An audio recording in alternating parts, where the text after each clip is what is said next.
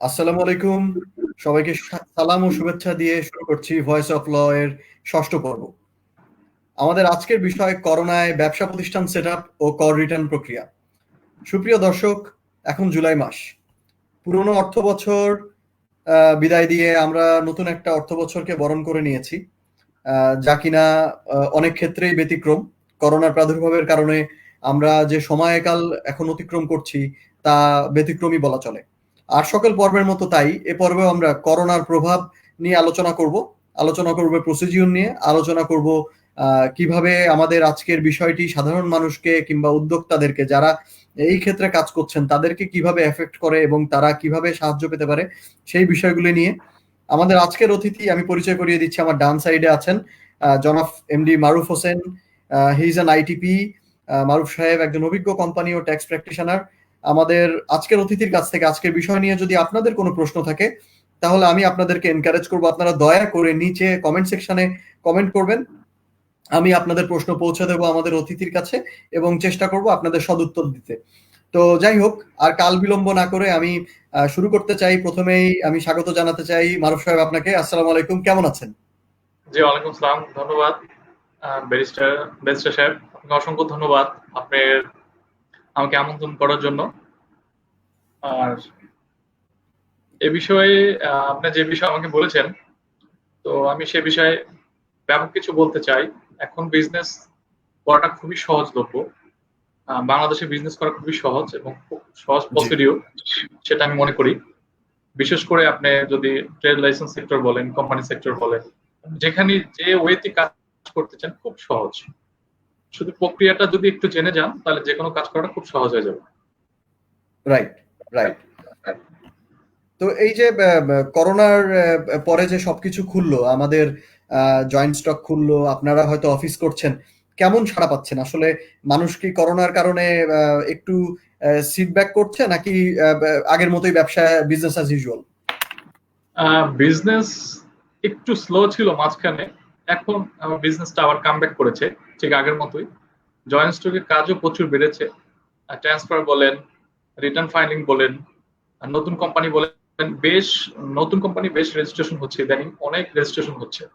এবং উদ্যোক্তা যেহেতু বাড়তেছে ডে বাই ডে, সেহেতু অনেক রেজিস্ট্রেশন হচ্ছে নতুন কোম্পানি, পার্টনারশিপ ফার্ম, নতুন কোম্পানি, নতুন ট্রেড লাইসেন্স, সোল প্রোপাইটারশিপ ব্যবসাও দিন দিন বাড়তেছে।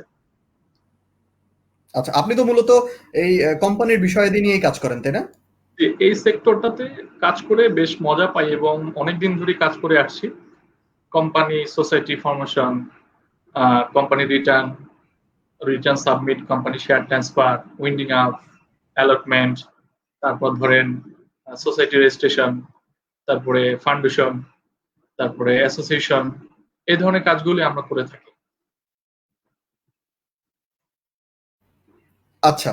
তো যাই হোক, আমরা কথা না বাড়িয়ে আমরা আমাদের অনুষ্ঠান শুরু করতে চাই। জি, আপনার জি। কাছে আমার ১ম যেটা প্রশ্ন, আমরা সর্বাধিক প্রশ্ন যেটা পাই যে আসলে বাংলাদেশে ব্যবসা করার জন্য হুম। লিগ্যাল কোন উপায় আছে? আসলে কি উপায়ে একজন ব্যবসায়ী ব্যবসা করতে পারে? একটু যদি আমাদেরকে বলতেন।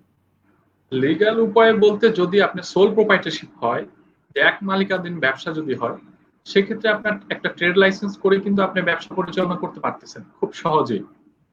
একটা টিন সার্টিফিকেট করে, একটা ট্রেড লাইসেন্স করে, একটা ব্যাংক অ্যাকাউন্ট করে কিন্তু খুব ইজিলি আপনি বিজনেস করতে পারতেছেন। যদি বিষয়টা এরকম হয় যে আমার একের অধিক পার্টনার আছে, সেক্ষেত্রে আপনি পার্টনারশিপ ফার্মও করতে পারেন বা লিমিটেড কোম্পানি নিবন্ধন করতে পারেন।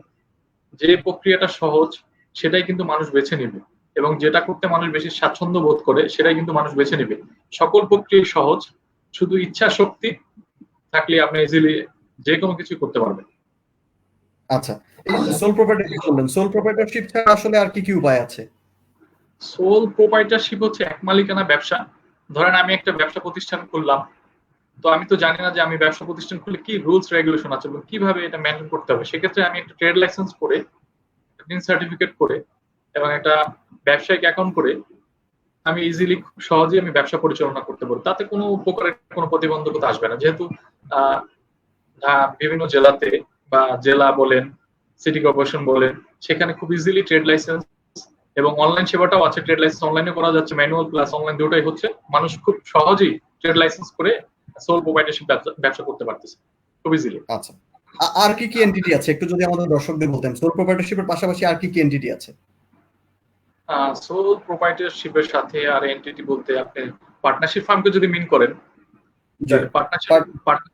পার্টনারশিপ ফার্মকে যদি আপনি মিন করেন, সেক্ষেত্রে যদি সোল প্রোপ্রাইটরশিপে যদি খুব কনভার্ট করতে চায়, ধরেন আমি 2-3 বছর ধরে বিজনেস করে আসছি সোল প্রোপ্রাইটরশিপে, যেটা আমি কনভার্ট করতে চাই, কনভার্ট করতে চাইলে যদি আমি পার্টনারশিপে যেতে চাই, সেক্ষেত্রে সেই নামটা নির্বাচন করে আমি রেজিস্টার অফ জয়েন্ট স্টকে নাম নিবন্ধন করব। নাম নিবন্ধন করে দেন সোল প্রোপ্রাইটরশিপ যে ব্যবসাটা ছিল আমার দীর্ঘদিন, যে নামই ছিল, সেই নামটা যদি খালি থাকে আমি ইজিলি সেই নামের নিবন্ধনটা নিয়ে নিব। নামের নিবন্ধন নিয়ে আমি খুব ইজিলি একটা পার্টনারশিপ ফার্ম করে ফেলবো। সেটা যৌথ মালিকানা, অবশ্যই যৌথ মালিকানা, সেখানে পার্সেন্টেজ শেয়ার পার্সেন্টেজ থাকবে। শেয়ার পার্সেন্টেজ যদি এরকম হয় 80-20 হতে পারে, 90-10 হতে পারে, 50-50 হতে পারে। এটা ইচ্ছার উপরে ডিপেন্ড করে যে আমি যাকে নিচ্ছি পার্টনার হিসেবে তার ইচ্ছার উপরে বা আমার ইনভেস্টমেন্টের উপরে বা তার ইনভেস্টমেন্টের উপরে নির্ভর করবে আমাদের ফিউচার বিজনেস প্ল্যানিং, যে কে কত পার্সেন্ট দিব বা শেয়ারটা কিভাবে আমরা বন্টন করতেছি, এটা নির্ভর করতেছে আলোচনার উপরে। আচ্ছা, আর পার্টনারশিপ কি রেজিস্টার্ডই হতে হবে নাকি আনরেজিস্টার্ডও করা যায়? পার্টনারশিপ মূলত রেজিস্টার্ড করে করাটাই উত্তম, বিকজ আপনি পার্টনারশিপ ধরেন একের অধিক পার্টনার নিয়ে আপনি যখন একটা ব্যবসা প্রতিষ্ঠান রেডি করবেন, যে প্রতিবন্ধকতা সৃষ্টি হবে তা হচ্ছে আপনি একটা ব্যাংক অ্যাকাউন্ট করতে গেলেন ব্যাংকে, ব্যাংক তখন বলবে যে আপনি একটা ইনকর্পোরেশন সার্টিফিকেট নিয়ে আসেন। তখন যদি আপনি পার্টনারশিপ ফার্মটা রেজিস্ট্রেশন করা না থাকে, আপনি কোনোভাবেই একটা ইনকর্পোরেশন সার্টিফিকেট তাকে দিতে পারছেন না।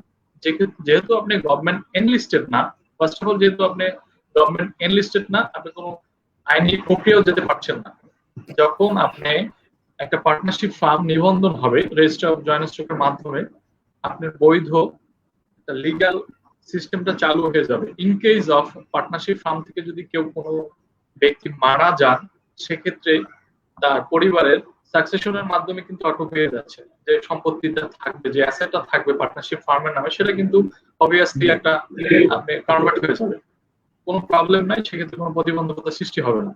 এবং সকল ক্ষেত্রে বৈধ যে একটা লাইসেন্স, বৈধ উপায়টা, সেটা কিন্তু অবশ্যই বেড়ে যাবে। সেক্ষেত্রে আমি মনে করি যে পার্টনারশিপ ফার্ম অবশ্যই রেজিস্ট্রেশন করে করাটাই উচিত। আচ্ছা, পার্টনারশিপ ফার্ম আপনি বললেন তাহলে সোল প্রোপ্রাইটরশিপ কভার করলেন, পার্টনারশিপ কভার করলেন, আর কি অপশন আছে? লিমিটেড কোম্পানি সম্পর্কে যদি একটু আমাদের দর্শকদের বলতেন, সেটাও তো একটা অপশন। জি অবশ্যই। আপনি পার্টনারশিপ ফার্মটা মানুষ কখন করে, ধরেন আমার ব্যবসাটা মাঝামাঝি মাঝামাঝি ব্যবসা, মাঝারি ব্যবসা, তো সেক্ষেত্রে দেখা যাচ্ছে আমাদের ইনভেস্টমেন্টটা একটু কম। পার্টনারশিপ ফার্ম আর কোম্পানি যদি আমি একটু আলাদা করে বলি, পার্টনারশিপ ফার্মে রেজিস্টার অফ জয়েন্ট স্টকে ইয়ারলি কোনো জমাটা, যে ফিটা জমা দিতে হয় লিমিটেড কোম্পানির ক্ষেত্রে, সেটা কিন্তু পার্টনারশিপ ফার্মে দিতে হচ্ছে না। সেক্ষেত্রে মানুষ অনেকেই পার্টনারশিপ ফার্মটা বেছে নেয়। পার্টনারশিপ ফার্ম বেছে নিলেও কিছু প্রতিবন্ধকতা পার্টনারশিপ ফার্ম থেকে যায় লিটল বিট। সেটা হচ্ছে আপনি যদি পার্টনারশিপ ফার্ম থেকে কাউকে নতুন পার্টনার নেবেন, সেক্ষেত্রে কিন্তু একটু জটিলতা আছে। সেটা কিরকম হতে পারে? জটিলতা হচ্ছে আপনি প্রথমে যে ডিডটা করেছেন সেই ডিডটা পরিবর্তন করতে হবে, রিকনস্ট্রাকশন ডিড করতে হবে। তারপরে হচ্ছে আপনার ফর্ম 5 গেজেট করতে হবে, জাতীয় দৈনিক 2টা পত্রিকায় আপনি বিজ্ঞপ্তিটা দিতে হবে যে আপনারা যে পার্টনারশিপ ফার্মটা ছিল তার একজন পার্টনার এখান থেকে পরিবর্তন হচ্ছে, বা তার কিছু শেয়ার আপনি ট্রান্সফার করছেন, বা সে ফার্ম থেকে চলে যাচ্ছে, নতুন একজন পার্টনার নিচ্ছেন। আর লিমিটেড কোম্পানির ক্ষেত্রে যে সুবিধাটা হচ্ছে, আপনি যদি কোনো লিমিটেড কোম্পানি ফর্মেশন করেন, যদি লিমিটেড কোম্পানি ফর্মেশনের ক্ষেত্রে সর্বনিম্ন হচ্ছে ডিরেক্টর হয় 2 থেকে 50 জন। সেক্ষেত্রে যদি আপনি একের অধিক বা একের অধিক অবশ্যই থাকতে হবে, 5 জন বা 10 জন যদি পার্টনারও থেকে থাকে, আপনি চাইলে কাউকে শেয়ার ট্রান্সফার করে কাউকে শেয়ারটা দিতে পারতেছেন। নতুন যদি কোম্পানিকে শেয়ার বৃদ্ধি করতে চান, সেক্ষেত্রে অ্যালটমেন্টের মাধ্যমে কিন্তু শেয়ার বৃদ্ধি করতে পারবেন। বাট পার্টনারশিপ ফার্মে যেটা হয়, যদি আপনি কোনো চেঞ্জ নিয়ে আসতে যান, সেক্ষেত্রে কিন্তু এগ্রিমেন্ট ডেট রিকনস্ট্রাকশন করতে হচ্ছে। এটা হচ্ছে কোম্পানি এবং পার্টনারশিপ ফার্মের একটু ডিফারেন্স। আর আচ্ছা, সুবিধাটা হচ্ছে পার্টনারশিপ ফার্মে রেজিস্টার অফ জয়েন্ট স্টক প্রতি বছর যে জমাটা আছে এটা দিতে হচ্ছে না। এবং লিমিটেড কোম্পানি একটু বড় পরিসরে, লিমিটেড কোম্পানি তারাই করতে আসে যারা একটু বড় পরিসরে, যাদের ইনভেস্টমেন্ট একটু বেশি, বা বড় আকারে বিজনেসটা করতে চায় তারা লিমিটেড কোম্পানি করলে সব থেকে তাদের জন্য সুবিধা হয়। এবং ইন ফিউচারে যদি আপনি শেয়ার অ্যালোকেট করতে চান, যে আপনি কোম্পানির শেয়ার বৃদ্ধি করবেন, সেই প্রসিডিউরটা খুব ইজিলি করতে পারছেন। এবং অন্য কোনো কোম্পানির সাথে আপনি জয়েন্ট ভেঞ্চার করতে চান, সেটাও খুব ইজিলি করতে পারছেন। ফরেন ইনভেস্টমেন্ট থাকলে আপনি সেটাও খুব ইজিলি করতে পারছেন। এছাড়া আপনার অন্যান্য যে ফ্যাসিলিটিস গুলো, এগুলো কিন্তু আপনি লিমিটেড কোম্পানিতে নিতে পারছেন। আচ্ছা, অবশ্যই আমরা ওই ব্যাপারে আবার ফিরে আসবো। আমরা আমাদের দর্শকদের জাস্ট ক্লিয়ার করে দিই যে আরজেসি তে তাহলে আপনি 3 ধরনের ব্যবসা মোটামুটি আপনি এখন বললেন। একটা হচ্ছে সোল প্রোপ্রাইটরশিপ, একটা হচ্ছে পার্টনারশিপ এবং লিমিটেড কোম্পানি। এই তিনটাই মোটামুটি most common entities in Bangladesh. হ্যাঁ, কমন এন্টিটিজ বাংলাদেশ। জি। আচ্ছা, এখন আপনি আমাকে একটু বলেন যে আসলে অনেকের ভিতরেই কনফিউশন থাকে। অনেকেই দেখা যায় 300 টাকার স্ট্যাম্পে 500 টাকার স্ট্যাম্পে পার্টনারশিপ ডিড করে। আসলে কি 300 টাকার স্ট্যাম্পে পার্টনারশিপ ডিড করলে সেটা ভ্যালিড হয় কিনা? আমাদের আইনে আসলে এই প্রসিডিউরটা সম্পর্কে কি আছে একটু যদি জাস্ট বলতেন। অ্যাকচুয়াল প্রসিডিউর একটা পার্টনারশিপ ফার্ম শুরু করা থেকে রেজিস্ট্রেশন পর্যন্ত একটু শর্টে যদি বলতেন। পার্টনারশিপ ফার্ম 1932 সালের আইন অনুযায়ী গঠিত। তো বেসিক্যালি কিছু বছর আগে আমাদের দেশে 300 টাকা স্ট্যাম্পে পার্টনারশিপ ফার্ম রেজিস্ট্রেশন হতো। এখন কিছু মানুষ আছে এভাবেই জানে যে 300 টাকা স্ট্যাম্পে নন জুডিশিয়াল স্ট্যাম্পে রেজিস্ট্রেশন হয়, কিন্তু কিছু বছর ধরে এটা বন্ধ হয়ে গেছে। এখন অবশ্যই নন জুডিশিয়াল 20টা নন জুডিশিয়াল স্ট্যাম্প লাগবে, সর্বনিম্ন 20টা নন জুডিশিয়াল স্ট্যাম্পে এগ্রিমেন্ট ডিড করে তারপর আপনার পার্টনারশিপ ফার্ম রেজিস্ট্রেশন করতে হবে। অবশ্যই অবশ্যই 2000 টাকা স্ট্যাম্প হতে হবে। পার স্ট্যাম্পের মূল্য হচ্ছে 100 টাকা করে হবে, 20টা স্ট্যাম্প হবে। আর এটার প্রসিডিউর হচ্ছে আপনি যে নামই ফার্মটা নেবেন, যে প্রতিষ্ঠানের যে নামটা, আগে সার্চিং দিয়ে রেজিস্টার জয়েন্ট স্টকে আপনি সার্চিং দিয়ে দেখতে হবে যে এই নামটা আদৌ খালি আছে কিনা বা এই নামে কোনো প্রতিষ্ঠান আছে কিনা। যদি প্রতিষ্ঠানটা ফ্রি থাকে, আমি যখন সার্চিং করব অনলাইনে সার্চিং করে দেখতে হবে যে আমাদের এই প্রতিষ্ঠানটা খালি আছে কিনা। যদি খালি থাকে তাহলে এটা বুক করে অনলাইনে খুব ইজি প্রসিডিউর, আপনি ওয়েবসাইটে গিয়ে খুব ইজিলি আপনি এই নামটা বুক করে 230 টাকা অনলি ব্যাংক জমা, 230 টাকা জমা আপনি অনলাইনে সাবমিট করে এবং প্রিন্ট আউট করে ব্যাংকে জমা দিবেন টাকাটা। উইদিন 2-3 আওয়ার্স এর ভিতরে আপনি নেম ক্লিয়ারেন্সটা পেয়ে যাবেন। দেন নেম ক্লিয়ারেন্স হওয়ার পরে নন জুডিশিয়াল একটা স্ট্যাম্পে অবশ্যই আপনার পার্টনারশিপ ফার্মে সর্বনিম্ন যেটা 2 জন সদস্য থাকতে হবে, সর্বোচ্চ 50 জন থাকতে পারবে।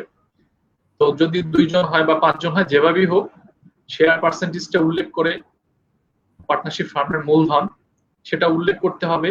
অবশ্যই পার্টনারশিপ ফার্মের ঠিকানা সেটা উল্লেখ করতে হবে এবং সবার নাম, ঠিকানা, বাবার নাম, মার নাম, অবশ্যই টিন সার্টিফিকেটের নাম্বারটা অবশ্যই পার্টনারশিপ ফার্মে উল্লেখ থাকতে হবে, যেটা আগে একটা সময় না হলেও হতো, কিন্তু এখন বাধ্যতামূলক করেছে যে টিন সার্টিফিকেট থাকতে হবে। টিন সার্টিফিকেট এবং জাতীয় পরিচয়পত্র, জাতীয় পরিচয়পত্র যদি না থাকে তাহলে পাসপোর্ট নাম্বার, আর পাসপোর্ট যদি না থাকে সেক্ষেত্রে জাতীয় পরিচয়পত্র হলে কোনো সমস্যা নেই, যে কোনো একটা থাকলেই হবে। এবং দেন আপনি কার কত পার্সেন্ট সেটা অ্যালোকেট করে নন জুডিশিয়াল স্ট্যাম্পটা কমপ্লিট করে ডিডটা এগ্রিমেন্ট কমপ্লিট করে এবং উপরে ছবি লাগিয়ে আপনার অবশ্যই নোটারি করতে হবে। এটা মাথায় রাখতে হবে, অবশ্যই নোটারি করতে হবে। নোটারি করার পরে এটার একটা সফট কপি আপনি যে অ্যাকাউন্ট থেকে নেম ক্লিয়ারেন্স নিয়েছিলেন সেই অ্যাকাউন্ট থেকে সাবমিট করতে পারেন বা অন্য কোনো অ্যাকাউন্ট থেকে সাবমিট করতে পারেন, এটা আমাদের প্রপার ইচ্ছা। তো সেই অ্যাকাউন্ট থেকে সাবমিট করে আপনি নন জুডিশিয়াল যে স্ট্যাম্পটা আছে এটা নোটারি করার পরে এটার স্ক্যান পেজটা আপনি অনলাইন করে দিবেন। দেন হচ্ছে নেম ক্লিয়ারেন্সের কপি, আপনার একটা নির্ধারিত ব্যাংক জমা আছে, সেই ব্যাংক জমাটা ব্যাংকে জমা দিয়ে আপনার অ্যাকনলেজমেন্টের কপি, নেম ক্লিয়ারেন্সের কপি, নন জুডিশিয়াল যে স্ট্যাম্প আছে সেটার ফটোকপি এক সেট আপনি জয়েন্ট স্টকে জমা দিতে হবে।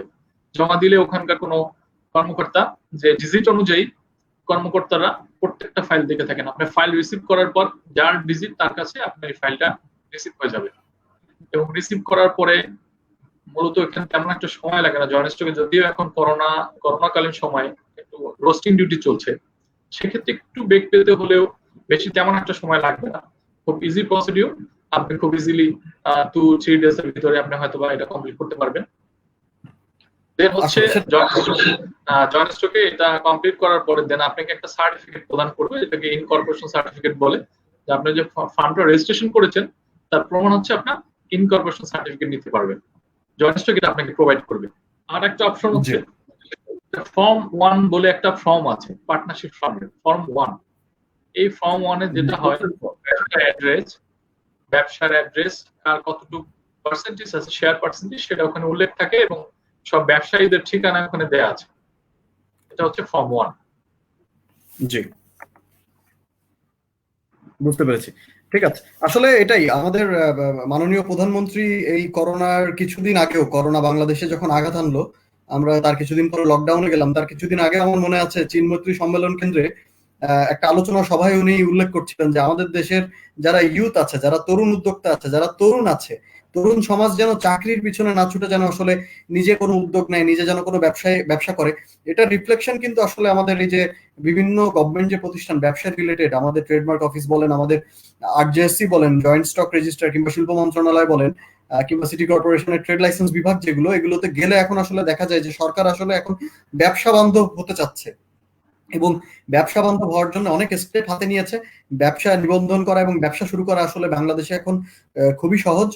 তো যাই হোক, আমি আমাদের প্রশ্নে যাব, তবে এর ভিতরে আমাদের দেখতে পাচ্ছি যে অনেকেই আমাদেরকে জয়েন করেছেন এবং বেশ কিছু কমেন্টও এসেছে। কমেন্ট থেকে একটা প্রশ্ন আমি এখন নিব।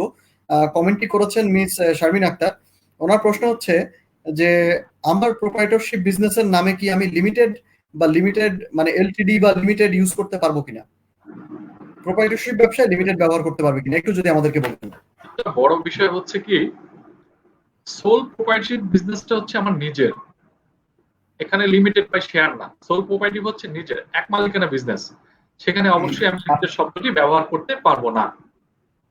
যেহেতু এটা আমার সোল প্রোপ্রাইটরশিপ, নিজের একক ব্যবসা, সেহেতু এটা আমি লিমিটেড ব্যবহার করতে পারবো না।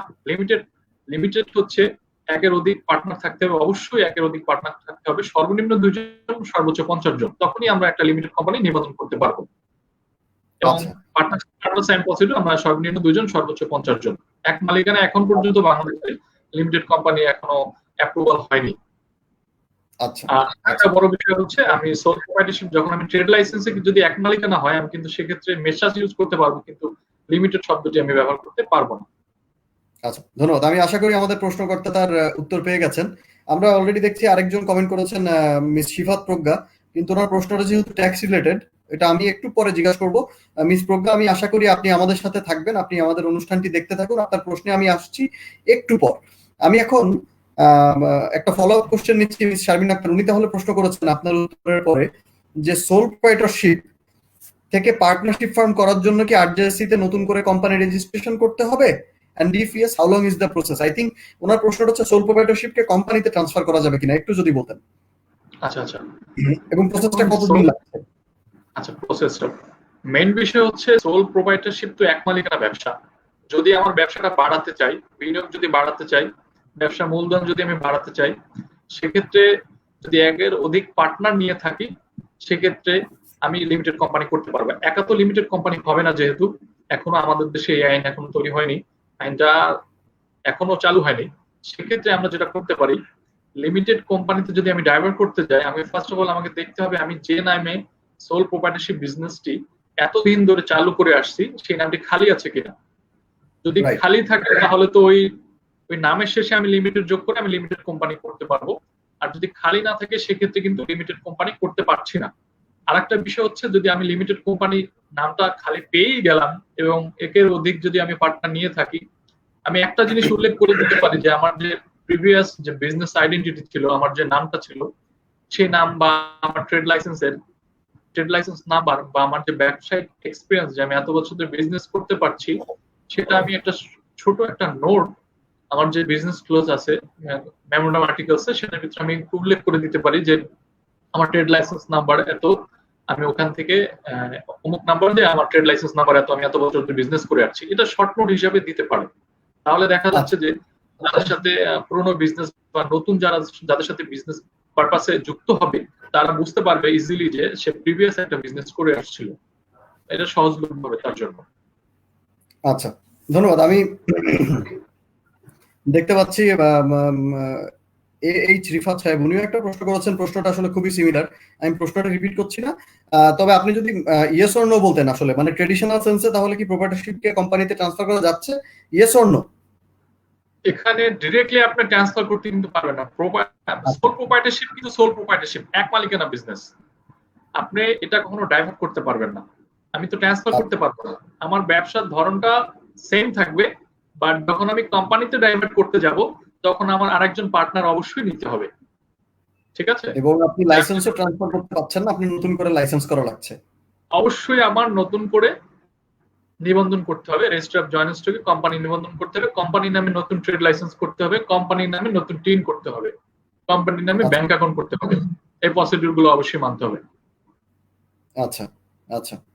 আর তাহলে ওই প্রশ্নের ধারায় আমি আরেকটা প্রশ্ন করি যে কোম্পানি আসলে কি, আপনি বললেন যে কোম্পানির নামটা অ্যাভেলেবল থাকতে হয়, তো কোম্পানির নামটা অ্যাভেলেবল থাকতে হয় কেন, এটা যদি একটু আমাদের দর্শকদের বলতেন, এই ব্যাপারটা যদি একটু খোলাসা করতেন। আরজিএসসি যে ডেটাবেজ আছে নামের, এই ব্যাপারটা যদি একটু বলতেন যে এখানে কিভাবে আসলে নিবন্ধন হয়। আচ্ছা, এই বিষয়টা কিন্তু খুবই গুরুত্বপূর্ণ। দেখা যাচ্ছে আমি 10-20 বছর ধরে একটা বিজনেস করে আসছি, খুব রিউনিয়ন ফার্ম বা ইউনিয়ন প্রতিষ্ঠান গড়ে ফেলছি, কিন্তু আমার নামটা এখনো নিবন্ধন করা হয়নি রেজিস্ট্রি অফ জয়েন্ট স্টক থেকে। দেখা যাচ্ছে আমি রেজিস্ট্রি অফ জয়েন্ট স্টকে যখনই কোম্পানিটা নিবন্ধন করতে আসছি, হয়তো দেখা যাবে এই নামটা কেউ নিয়েছে, তখন একটা দুঃখের বিষয় ছাড়া আর কিছু বলার নেই। যেহেতু আমাদের ব্যবসা পরিচিতিটা বাড়বে, ডে বাই ডে ব্যবসা ইনক্রিজ হবে, ব্যবসা বাড়বে, প্রত্যেকটা ক্ষেত্রেই যদি এমন হয় যে আমার পার্টনারশিপ একের অধিক, আমি বিজনেসটা খুব বড়ভাবে রান করতেছি এবং সমগ্র বাংলাদেশটা এবং ইন্টারন্যাশনালি করার চেষ্টা করতেছি, সেক্ষেত্রে বিজনেস সোল প্রোপ্রাইটারশিপ যদি না হয়ে থাকে অবশ্যই এটা রেজিস্ট্রেশন জয়েন্ট স্টকে করতে হবে। নামের বিষয়টা যেটা হয়, নাম যদি একবার কেউ নিয়ে নেয় সেটা সেকেন্ড টাইম থাকে না, সেকেন্ড টাইম নেওয়া যায় না, নামটা রিজেক্ট হয়ে যায়। এবং নামের ক্ষেত্রে যে সতর্কতা অবলম্বন করতে হবে, প্রথম 2টা ডিজিট সার্চের ক্ষেত্রে, নেম সার্চের ক্ষেত্রে, নেম ক্লিয়ার সার্চের ক্ষেত্রে প্রথম 2টা ডিজিট যদি এমন হয় যে মারুফ হোসেন লিমিটেড নামে একটা কোম্পানি আছে, আমি কি করলাম, মারুফ হোসেন বিল্ডার্স নামে আমি আর একটা ফার্ম বা একটা কোম্পানি নিবন্ধন করতে চাই। যদি আমি মারুফ হোসেন লিমিটেড যে কোম্পানিটা ছিল সেটা স্কিপ করে কিন্তু আমি অন্য একটা কোম্পানি নিতে পারছি না। 2টা শব্দ পাশাপাশি থাকলে মারুফ হোসেন, এই যে 2টা শব্দ যদি কাছাকাছি থাকে অবশ্যই নামটা রিজেক্ট হয়ে যাবে, সেক্ষেত্রে এরকম সিমিলার নাম জমা দেওয়া যাবে না, এটা মাথায় রাখতে হবে। এবং যদি বিষয়টা একটা রিভিউর একটা বিষয় আছে জয়েন্ট স্টকে, সেটা যদি এমন হয় যেমন মারুফ হোসেন বিল্ডার্স আর আমি করেছি মারুফ হোসেন প্রাইভেট লিমিটেড, আমার মারুফ হোসেন প্রাইভেট লিমিটেড 10 বছর আগের কোম্পানি, আমি মারুফ হোসেন বিল্ডার্স নামে একটা কোম্পানি করতে গেছি, কিন্তু নেম ক্লিয়ারেন্স আমি যখনই জমা দিচ্ছি নামটা রিজেক্ট হয়ে গেছে, সেক্ষেত্রে আবার 230 টাকা ব্যাংকে জমা দিয়ে আমি রিভিউ অ্যাপ্লিকেশন করে আগের যে ব্যাংক জমা স্লিপ, নতুন ব্যাংক জমা স্লিপ এবং রিভিউ অ্যাপ্লিকেশন করেও কিন্তু নাম সুপারিশের মাধ্যমে নাম নেওয়া সম্ভব। আচ্ছা, ঠিক আছে, সেক্ষেত্রে নতুন নাম পাওয়া সম্ভব। তবে নামের ক্ষেত্রে অবশ্যই সতর্কতা অবলম্বন করতে হবে যে কোনো সিমিলার নাম যেন না থাকে, যেন কোনো কোম্পানি নিবন্ধন হয়েছে বা কোনো ফার্ম নিবন্ধন হয়েছে সেই নামে সেম নামে জমা দেওয়া যাবে না, তাহলে 100% রিজেক্ট হয়ে যাবে। আচ্ছা, মোটামুটি আপনি আপনার অভিজ্ঞতা থেকে বলছেন যে এখানে যে কড়াকড়িটা আছে এটা মানে আরজিএসসি খুব স্ট্রিক্টলি ফলো করে, এই রুলসটা আরজিএসসি খুব স্ট্রিক্টলি ফলো করে, কর্তৃপক্ষ নামের ব্যাপারে খুব স্ট্রিক্টলি ফলো করে। আপনি যখনই সিমিলার কোনো নাম জমা দিতে যাবেন আপনার রিজেক্ট হয়ে যাবে, সার্ভার থেকে অটো রিজেক্ট হয়ে যাবে। আর কি কি নাম সিলেক্ট করা যায় একটু যদি বলতেন, আমি কি ফরেন কোনো কান্ট্রির নামে করতে পারবো, আমি কি আমাদের জাতীয় নামে কোম্পানি করতে পারবো, এই ব্যাপারে আসলে কোনো প্রতিবন্ধকতা আছে কিনা? এখন প্রতিবন্ধকতা, দেশের নামে প্রতিবন্ধকতা থাকতে পারে, গ্রুপ অফ কোম্পানি বলে কোনো কোম্পানি নাম নেওয়া যাবে না, তারপরে হচ্ছে কর্পোরেশন নামে নাম নেওয়া যাবে না। একটা সময় নেওয়া যেত অনেক বছর আগে, যখন ডিজিটাল হয়েছে, ডিজিটাল হওয়ার পর থেকে কিছু বছর ছিল, এখন পুরো গভর্নমেন্ট যেহেতু পাটকল কর্পোরেশন অন্যান্য কর্পোরেশন নামে সরকারি কিছু প্রতিষ্ঠান আছে, যার কারণে কর্পোরেশন নামটা একদম তুলে নিয়েছে। তারপরে গ্রুপ অফ কোম্পানি, কোনো কোম্পানি নামে কোনো কোম্পানি এখন রেজিস্ট্রেশন হচ্ছে না, গ্রুপ অফ কোম্পানি নামে দিচ্ছে না। ইকোনমিক জোন নামেও কোনো কোম্পানির নেম ক্লিয়ারেন্স এখন দিচ্ছে না জয়েন্ট স্টক। বা হসপিটাল যদি আপনি ডিরেক্টলি করতে যান, তো হসপিটাল করতে গেলে সেক্ষেত্রে যে প্রতিবন্ধকতা সৃষ্টি হবে, আপনি অবশ্যই একটা নেম ক্লিয়ারেন্স নিয়ে আপনার স্বাস্থ্য মন্ত্রণালয় থেকে এনওসি নিতে হবে। আর যদি আপনি টেলিভিশন চ্যানেল বা অন্য কিছু করতে যান, সেক্ষেত্রেও আপনার তথ্য মন্ত্রণালয় থেকে আপনার পারমিশন নিতে হবে, একটা এনওসি নিতে হবে। আর ইকোনমিক জোন করতে হলে, ইকোনমিক জোনের যদি কোনো কোম্পানি হয় সেক্ষেত্রেও ইকোনমিক জোনের জন্য বেলজা থেকে আপনি এনওসি নিতে হবে, দেন হচ্ছে আপনার নেম ক্লিয়ারেন্সটা হবে। বা নেম ক্লিয়ারেন্স হয়ে গেলেও এটা আপনি যদি অ্যাপ্রুভাল লেটার না থাকে, এনওসি না থাকে, জয়েন্ট স্টক অবশ্যই এটা বাতিল করে দিবে। বা ব্যাংক বা বীমার ক্ষেত্রে যেটা হয়, যদি আপনি কোনো ব্যাংক প্রতিষ্ঠান বা ব্যাংকিং সেক্টরে কোনো রিলেটেড, ফাইন্যান্স রিলেটেড যদি কোনো বিজনেস করতে চান, সেক্ষেত্রে বাংলাদেশ ব্যাংকের এনওসি লাগবে, তাদের অনুমতিপত্র লাগবে, রেমিটেন্সের ক্ষেত্রেও। আচ্ছা, মানে মোটামুটি বেশ কিছু সেক্টরে আপনি ইনভলভ হতে গেলে আপনার সেখানে কনসার্ন যে মিনিস্ট্রি আছে, মিনিস্ট্রি থেকে আপনাকে পারমিশন নিয়ে আসতে হবে। তো যাই হোক, আমরা নেক্সট সেগমেন্টে চলে যাই। আমরা দেখি যে অনেক সময়ই আমাদের এর ভিতরে বেশ কিছু প্রশ্ন জমা হয়েছে। তো আমাদের যারা দর্শক আছেন, আমি ট্যাক্সের প্রশ্নগুলো একটু পরে পেশ করব। ট্যাক্স নিয়ে আমি এখন আলোচনা না করে বিজনেস এন্টিটিগুলো নিয়ে আলোচনা করে তারপর নেক্সট সেগমেন্টে যে আমরা ট্যাক্স নিয়ে আলোচনা করলে মনে হয় ভালো হয়। তো আমরা আমাদের দর্শকদের এবং যারা আমাদের কাছে প্রশ্ন করেছেন, আমাদের ইনবক্সে প্রশ্ন এসেছে বেশ কিছু ইভেন্ট পাবলিশ করার পরে। তার ভিতরে একটা থাকে যে আসলে কোম্পানির ব্যাপারে একটা দেখা যায় যে মিসকনসেপশন থাকে যে কোম্পানি করাটা আসলে জটিল, কিংবা কোম্পানি মেনটেন করাটা আসলে কঠিন। আপনি একটু শর্টটা আমাদের জাস্ট অল্প কথায় যদি বলতেন যে আসলে কোম্পানি রেজিস্ট্রেশন করতে কি কি কাগজপত্র লাগে এবং এই কাগজপত্র তৈরি করা আসলে কঠিন কিনা। কোম্পানি একদম, যেহেতু বাংলাদেশ খুব দ্রুত এগিয়ে যাচ্ছে, বিজনেস করা বাংলাদেশের জন্য খুবই সহজ, সেহেতু আমাদের মাননীয় প্রধানমন্ত্রীকে ধন্যবাদ, বিভিন্ন সেক্টরে আমরা ডিজিটালাইজ হওয়ার কারণে যে কোনো কাজ করার কিন্তু খুব সহজলভ্য হয়ে যাচ্ছে। বিশেষ করে register of joint stock company online হচ্ছে, খুব ইজি পসিবল। একটা কোম্পানি করার জন্য যে প্রয়োজনীয় ডকুমেন্টস গুলো লাগে সেটা হচ্ছে আপনার অবশ্যই জাতীয় পরিচয়পত্র থাকতে হবে। জাতীয় পরিচয়পত্র যদি না থাকে তাহলে পাসপোর্ট থাকলেও হবে, এবং টিন সার্টিফিকেট অবশ্যই থাকতে হবে। আপনার ফোন নাম্বার, আপনার ইমেল অ্যাড্রেস, আপনার ঠিকানা, কোম্পানির ঠিকানা, তারপরে হচ্ছে যে যে অ্যাড্রেসটা ব্যবহার করবেন কোম্পানিতে, কোম্পানির যে অ্যাড্রেসে রেজিস্ট্রেশন হবে সেই ঠিকানাটা অবশ্যই উল্লেখ করতে হবে। কোম্পানি যখন সাবমিট করায় তখন কোম্পানির যে রেজিস্টার্ড যে ঠিকানা, যে রেজিস্টার্ড অ্যাড্রেসটা থাকে সেটা উল্লেখ করতে হবে, এবং 1 কপি পাসপোর্ট সাইজের ছবি এবং সিগনেচার আপনাকে প্রোভাইড করতে হবে।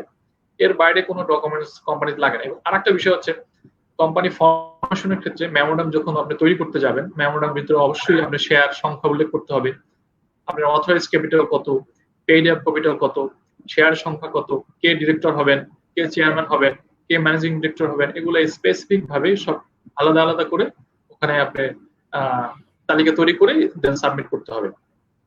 আচ্ছা, আমি এখানে আরেকটু যোগ করি। আমাদের দর্শকরা হয়তো জানেন, তারপরেও বলছি। এই যে কোম্পানির আমাদের মানুষ সাহেব যে বললেন যে আর্টিকেল মেমোরেন্ডামের যে বিষয়টা এবং ডকুমেন্টের বিষয়টা, এই সবকিছু কিন্তু আমাদের যে roc.gov.bd আমাদের জয়েন্ট স্টকের যে ওয়েবসাইটটি আছে, ওয়েবসাইটে কিন্তু আর্টিকেল মেমোরেন্ডামের স্যাম্পল, কি কি ডকুমেন্ট লাগবে, ক্যালকুলেটর সবকিছু আছে। আপনি বাসায় বসেই কিন্তু একটা কোম্পানি A to Z আপনি করতে পারছেন, এবং আপনার প্রশ্ন উত্তরগুলো ফ্রিকোয়েন্টলি আস্কড কোশ্চেনের একটা সেকশন আছে, সেইখানে যেও কিন্তু আপনি নিজেকে সচেতন করতে পারছেন। তো আমি এখানে আপনার কাছে একটা ফলো আপ কোশ্চেন করতে চাই যে এই যে কোম্পানি রেজিস্টার্ড হয়, কিংবা কেউ এসে আমার কাছে বললো তার একটা কোম্পানি আছে, এই ইনফরমেশনটা কি আমি ভেরিফাই করতে পারবো আরজেসি তে? অবশ্যই আপনি ইনফরমেশন ভেরিফাই করতে পারেন। বিষয়টা এরকম হয়, আপনি অনলাইনে চেক করতে চান, আপনি রেজিস্টার অফ জয়েন্ট স্টকের ওয়েবসাইটে গিয়ে যে সার্চিং যে অপশনটা আছে, নেম সার্চ, এখানে আপনি কোম্পানির নামটা সার্চ করলে অবশ্যই কোম্পানির রেজিস্ট্রেশন নাম্বারটা পেয়ে যাবেন। যদি কোম্পানি রেজিস্ট্রেশন করা হয়ে থাকে, সেই রেজিস্ট্রেশন নাম্বার থেকে যদি আপনি এরকম হয় যে আমি কোম্পানির শেয়ার সম্পর্কে জানবো, তাহলে অবশ্যই আপনার শিডিউল 10টা তুলতে হবে। যদি আমি ডিরেক্টর প্যানেল দেখতে চাই, অবশ্যই আমার ফর্ম 12 যাকে পিডি বলে, পার্টিকুলার সাব ডিরেক্টর, পিডি তুললেও হবে, শিডিউল 10 তুললে হবে। আর যদি আপনি মেমোরান্ডাম তুলতে চান, সেটাও আপনি তুলতে পারবেন খুব ইজিলি। আচ্ছা, মানে নির্ধারিত জাস্ট ব্যাংকে কিছু ফি জমা দিয়ে, নির্দিষ্ট কিছু ফি জমা দিয়ে আপনি খুব ইজিলি ফিটা যখন আরজিসিতে রিসিভ হবে, এবং ওই ফি দেওয়ার সময় আপনাকে একটা অ্যাকনলেজমেন্ট দেবে। ফিটা ব্যাংকে যখন আপনি ফিটা জমা দিবেন, অনলাইন থেকে যখন আপনি প্রিন্ট করবেন, একটা অ্যাকনলেজমেন্ট দিবে। ওই অ্যাকনলেজমেন্টটা অফিসে রিসিভ করার পরে উইদিন 24 আওয়ার্স এর ভিতরে আপনি ইজিলি সার্টিফিকেট কপিগুলো পেয়ে যাবেন। আচ্ছা, মানে মোট কথা হচ্ছে যে কোম্পানির ডিটেলস গুলো যেহেতু পাবলিক, সেক্ষেত্রে দেখা যাচ্ছে যে আপনি যখন অন্য কোনো কোম্পানি, যখন একটা লিমিটেড কোম্পানি হয়, তখন গ্রাহক কিংবা অংশীদার কিংবা আপনার কাস্টমাররা কিন্তু কোম্পানির ইনফরমেশন ভেরিফাই করতে পারছে, এবং সেক্ষেত্রে প্রতারণার সুযোগ অনেক অংশে কমে যাচ্ছে, এবং কাস্টমাররা কনফিডেন্স পাচ্ছে। ডেফিনেটলি, কারণ এই ধরনের প্রতারণা অনেক হচ্ছে অহরহ। আর ডিজিটাল হওয়াতে কিন্তু এটা খুব সুবিধা হয়েছে। রেজিস্টার অফ জয়েন্ট স্টক কিন্তু 2010 সালে ডিজিটাল হয়েছে, এবং মানুষ কিন্তু খুব ইজিলি এখন কাজ করে খুব স্বাচ্ছন্দ্য পাচ্ছে, এই কারণে যে খুব ইজিলি অল্প সময়ে নতুন কোম্পানি নিবন্ধন উইদিন 24 আওয়ার্স এর ভিতরে নতুন কোম্পানি নিবন্ধন হচ্ছে। আর কোম্পানি ডাটাবেস চেক করা, কোম্পানি ইনফরমেশন জানা বা নতুন কোনো শেয়ার যদি কেউ কোম্পানিতে শেয়ার নিয়ে কোম্পানিতে ঢুকতে চায় বা শেয়ার ট্রান্সফারের মাধ্যমে কোম্পানি ঢুকতে চায়, সে যদি প্রিভিয়াস এর আগে রেকর্ড দেখতে চায়, সেক্ষেত্রে কিন্তু খুব খুব ইজিলি আপনার ফর্ম 12 বা শিডিউল 10 বা মেমোরান্ডাম আর্টিকেলস বা যদি ট্রান্সফারে কোনো প্রিভিয়াস কোনো রেকর্ড থাকে, সেগুলো কিন্তু আপনি চাইলে তুলতে পারবেন খুব ইজিলি। আচ্ছা আচ্ছা, ব্যাংকে টাকা জমা দিয়ে সার্টিফিকেট কপিগুলো তুললেই হবে, তাহলে সকল আপনার ডাটা পেয়ে যাবেন। আচ্ছা, আমাদের মোটামুটি আলোচনাটা দেখা যাচ্ছে কোম্পানি কেন্দ্রিক হয়ে যাচ্ছে, তো আমরা অন্য আলোচনাতেও যাব। কোম্পানির ক্ষেত্রে আরেকটা লাস্ট প্রশ্ন আপনাকে করি, যে কোম্পানির আসলে বার্ষিক ইয়ারলি কোনো রিনিউয়াল কিংবা নবায়ন আছে কিনা, এবং এই প্রসিডিউরটা আসলে কি, একটু যদি 2 মিনিট আমাদের ভিউয়ারদের আপনি বলতেন। প্রত্যেক কোম্পানি ফরমেশনের প্রথম 18 মাসের ভিতরে একবার রিটার্ন দিতে হবে। আচ্ছা, প্রত্যেক এরপরে হচ্ছে এভরি ইয়ারে একবার রিটার্ন দিতে হবে। এভরি ইয়ারে যদি আপনি সময় মতো রিটার্নটা প্রোভাইড করেন 5,400 টাকার মতো আসে, এবং যদি আপনি জরিমানা সহ যদি আসে, তাহলে 1 বছর যদি আপনি বা 2 বছর লেট করে দেন, তাহলে পার ইয়ারে 6,400 টাকার মতো আসবে আপনার জরিমানা সহ। আর সময় মতো যদি আপনি রিটার্নটা প্রোভাইড করেন, তাহলে 5,000 টাকার ঊর্ধ্বে যাবে না, 5,400 টাকা আসবে। যেহেতু 23B1 নামে একটা ফর্ম আছে যেটা অডিট প্রোভাইডের জন্য টাকা প্রোভাইড করতে হয়, সেক্ষেত্রে সর্বসাকুল্যে আপনি 5,400 যদি সময় মতো রিটার্ন প্রোভাইড করেন, আর যদি লেট ফি দিয়ে প্রোভাইড করেন, তাহলে সেক্ষেত্রে 6,400 বা 500 এরকম আসবে। আচ্ছা, রিটার্নের সাথে কি কি সংযুক্ত করতে হচ্ছে? সুন্দর একটা কোশ্চেন করেছেন, এটা অনেকেই জানে না বা জানতে চায়। রিটার্ন যদি আমি সাবমিট করতে যাই, সেক্ষেত্রে যেটা করতে হবে, আমার একটা অডিট করতে হবে কোম্পানির। যদি এরকম হয় যে 19-20 বছর, 19-20 ইয়ার, 19 জুলাই টু জুন ট্যাক্স অ্যাসেসমেন্টে আমরা একটা ভালো একটা কোনো রিউনিয়ন অডিট ফার্ম থেকে একটা অডিট করে নিলাম। অডিট করে একটা ইজিএম করলাম। ইজিএম করে শিডিউল 10 নামে একটা ফর্ম আছে, শিডিউল 10 এ আমাদের যে শেয়ারের বিবরণী আছে, এগুলা দিয়ে আমার অনলাইন সাবমিট করতে হবে। অনলাইন সাবমিট করে এই ফাইলটা ডিজিট, মানে যে জয়েন্ট স্টকের যে ডিজিট গুলো আছে, কোম্পানির যে ডিজিট গুলো আছে, ডিজিট অনুযায়ী একজন ইন্সপেক্টর এই ফাইলগুলো দেখবেন, এবং উনি এটা দেখে পুরা বিষয়টা দেখে যে কতগুলো শেয়ার ঠিক আছে কিনা, কোনো চেঞ্জ আসছে কিনা, এবং ব্যালেন্স শিট চেক করে উনি যা সেটা পাস করে দিবেন, এবং উইদিন 7 ডেজ এর ভিতরে আপনার রিটার্নটা সাবমিট হয়ে যাচ্ছে। আচ্ছা আচ্ছা, থ্যাংক ইউ সো মাচ। পরবর্তীতে আপনি সার্টিফিকেট কপি তুললেই হচ্ছে, শিডিউল 10 একটা সার্টিফিকেট কপি তুললেই আপনি রিয়েলি রিটার্নটা, আপনি যে রিটার্নটা সাবমিট করছেন এটার প্রুফ কপি হচ্ছে আপনার শিডিউল 10 তুললেই কমপ্লিট হয়ে যাচ্ছে। আচ্ছা, থ্যাংক ইউ সো মাচ মারুফ সাহেব। আমাদের পরের প্রশ্নটা আসলে বিদেশি বিনিয়োগের ব্যাপারে। বৈদেশি বিনিয়োগ যখন বাংলাদেশে আসে, বিদেশি বিনিয়োগকারীরা যখন বাংলাদেশে আসে, তখন তারা আসলে কিভাবে বাংলাদেশি বিনিয়োগ করতে পারে? তারা কি সোল প্রোপ্রাইটরশিপ কিংবা পার্টনারশিপে ঢুকতে পারে, নাকি এই ব্যাপারে কোনো বাধ্যবাধকতা আছে? একটু যদি বলতেন। বিদেশি বিনিয়োগের ক্ষেত্রে সোল প্রোপ্রাইটরশিপ করার কোনো অপশনই আমাদের দেশে নাই।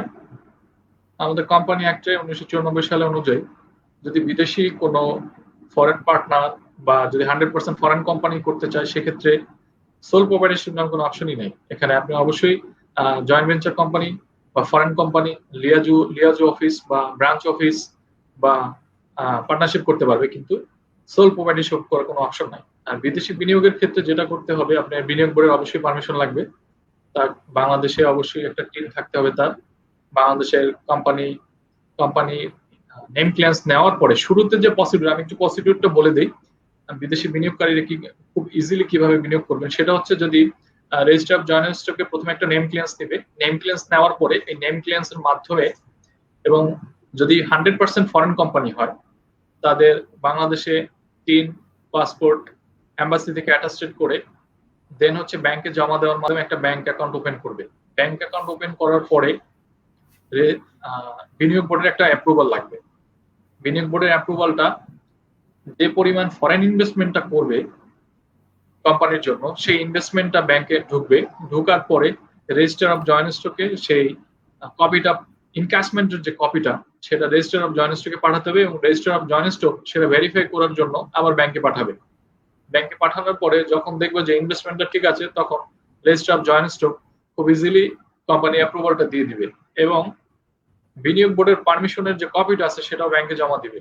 তারপরে খুব ইজিলি একটা আপনার কোম্পানি ফরমেশন হয়ে যাবে। যদি জয়েন্ট ভেঞ্চার হয়, জয়েন্ট ভেঞ্চারের ক্ষেত্রে যদি এরকম হয় যে বাংলাদেশি পার্টনার আছে 2 জন, বিদেশি পার্টনার আছে 3 জন বা 1 জন, সেক্ষেত্রে হচ্ছে প্রথমত 2টা পদ্ধতিতে করা যাবে। আমি কোম্পানি ফরমেশন করার পরেও তাকে অ্যালটমেন্টের মাধ্যমে নিতে পারতেছি, শেয়ার ট্রান্সফারের মাধ্যমে নিতে পারছি, বা একটা জয়েন্ট ভেঞ্চার কোম্পানির শুরুতে বিদেশি যে আমার বিনিয়োগকারী আছে, বিনিয়োগকারীর সাথে আমি একটা জয়েন্ট ভেঞ্চার এগ্রিমেন্ট করে নিলাম। এগ্রিমেন্ট করার পরে এই ব্যাংক, যে কোনো ব্যাংকে গিয়ে আমার কোম্পানির যে নেম ক্লিয়ারেন্স করা হবে, সেই কোম্পানির নেম ক্লিয়ারেন্স করার পরে কোম্পানির মেমোরান্ডাম একটা ড্রাফট কপি, ফরেন ইনভেস্টরের পাসপোর্টের কপি, টিনের কপি, তারপরে হচ্ছে পাসপোর্ট সাইজের এক কপি ফটো, এবং সে যে পরিমাণ ইনভেস্ট করবে তা উল্লেখ করে এগ্রিমেন্টে অবশ্যই উল্লেখ করতে হবে যে সে কি পরিমাণ ইনভেস্ট করতেছে, তার পার্সেন্টেজ কত কোম্পানিতে, এই যাবতীয় কাগজপত্র ব্যাংকে জমা দিতে হবে এবং একটা প্রপোজাল অ্যাকাউন্ট ওপেন করবে। প্রপোজাল অ্যাকাউন্ট ওপেন করার পরে সেই শেয়ার পার্সেন্টেজ অনুযায়ী, যদি উনি 50% বা 60% বা 80% যে পার্সেন্টেজ অনুযায়ী এই কোম্পানিতে উনি শেয়ারটা নিবে, সেই পরিমাণে সমপরিমাণে টাকা উনি বিদেশ থেকে পাঠাবেন কোম্পানি অ্যাকাউন্টে।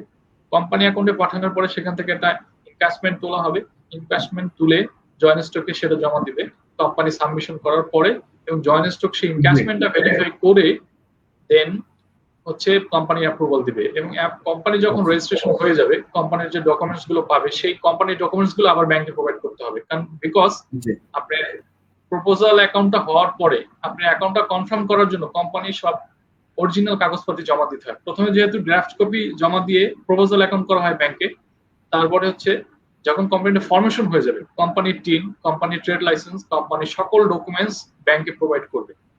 ব্যাংকে প্রোভাইড করার পরে হচ্ছে ব্যাংকে অ্যাকাউন্টটা ছেড়ে দিবে, তখন ট্রানজাকশন করা যাবে। এবং বিনিয়োগ বোর্ডের একটা পারমিশন লাগবে। বিনিয়োগ বোর্ডে সকল ডকুমেন্টস নিয়ে যখন যাবে, বিনিয়োগ বোর্ডে খুব সহজ এবং ওরা ডিজিটাল, খুব ইজিলি কাজ করা যায়, স্বাচ্ছন্দ্য বোধে কাজ করা যায়। বিনিয়োগ বোর্ডে কাজ করে যে একটা বিনিয়োগ বোর্ডের একটা মানে বিনিয়োগ বোর্ড থেকে একটা রেজিস্ট্রেশন পত্র দিয়ে দিবে বা যে আপনি বিনিয়োগ করতেছেন তার জন্য কোনো প্রবলেম নেই, এ ধরনের একটা ছাড়পত্র দিয়ে দিলে বিনিয়োগ বোর্ডের রেজিস্ট্রেশন নম্বর নিয়ে এটা হচ্ছে আপনি ব্যাংকে প্রোভাইড করলে দেন ইজিলি অ্যাকাউন্ট ওপেন হয়ে যাবে এবং স্বাচ্ছন্দ্যে ব্যবসা পরিচালনা করতে পারবে। জি। তো আমরা ওই ব্যাপারে একটা ফলো আপ কোশ্চেন যেটা এসেছে যে আসলে আপনার লিয়াজো অফিস এবং ব্রাঞ্চ অফিস অথবা রিপ্রেজেন্টেটিভ অফিস আপনি বললেন, এই লিয়াজন অফিস এবং রিপ্রেজেন্টেটিভ অফিসের ভিতরে আসলে পার্থক্য আছে কিনা, এবং এটা থাকলে কিভাবে আসলে এটা চুজ করবে একজন ফরেন ইনভেস্টর যে বাংলাদেশে আসলে কোন অফিসটা খুলবে? লিয়াজো অফিসের ক্ষেত্রে হয়, ধরেন আমার আমেরিকাতে একটা অফিস আছে বা আমেরিকাতে আমার একটা লিমিটেড কোম্পানি আছে, আমি যদি লিয়াজো অফিস করতে চাই, জয়েন্ট স্টকের কিছু ফর্ম আছে এবং ওখানে কোম্পানি ফরমেশন হয়েছে, ইনকর্পোরেশন সার্টিফিকেট, কোম্পানি টোটাল ডিটেলসটা আমার বিনিয়োগ বোর্ডের সুপারিশ নিয়ে দেন হচ্ছে আমার এটা করতে হচ্ছে। এখানে জয়েন্ট স্টকের কোনো প্রয়োজন নেই। লিয়াজো অফিসের ক্ষেত্রে জয়েন্ট স্টকের কোনো প্রয়োজন নেই, বাট বিনিয়োগ বোর্ডের অবশ্যই অনুমতি নিতে হবে। অনুমতি নেওয়ার পরে একটা ব্যাংকে একটা অ্যাকাউন্ট করতে হবে অবশ্যই। ব্যাংক অ্যাকাউন্ট করার পরে অবশ্যই $50,000 অবশ্যই তাদেরকে এখানে পাঠাতে হবে এবং এটা ইনভেস্টমেন্ট থাকতে হবে। ইনভেস্টমেন্ট করার পরেই হচ্ছে বিনিয়োগ বোর্ড এই অ্যাপ্রুভাল লেটারটা দিবে লিয়াজো অফিসের ক্ষেত্রে।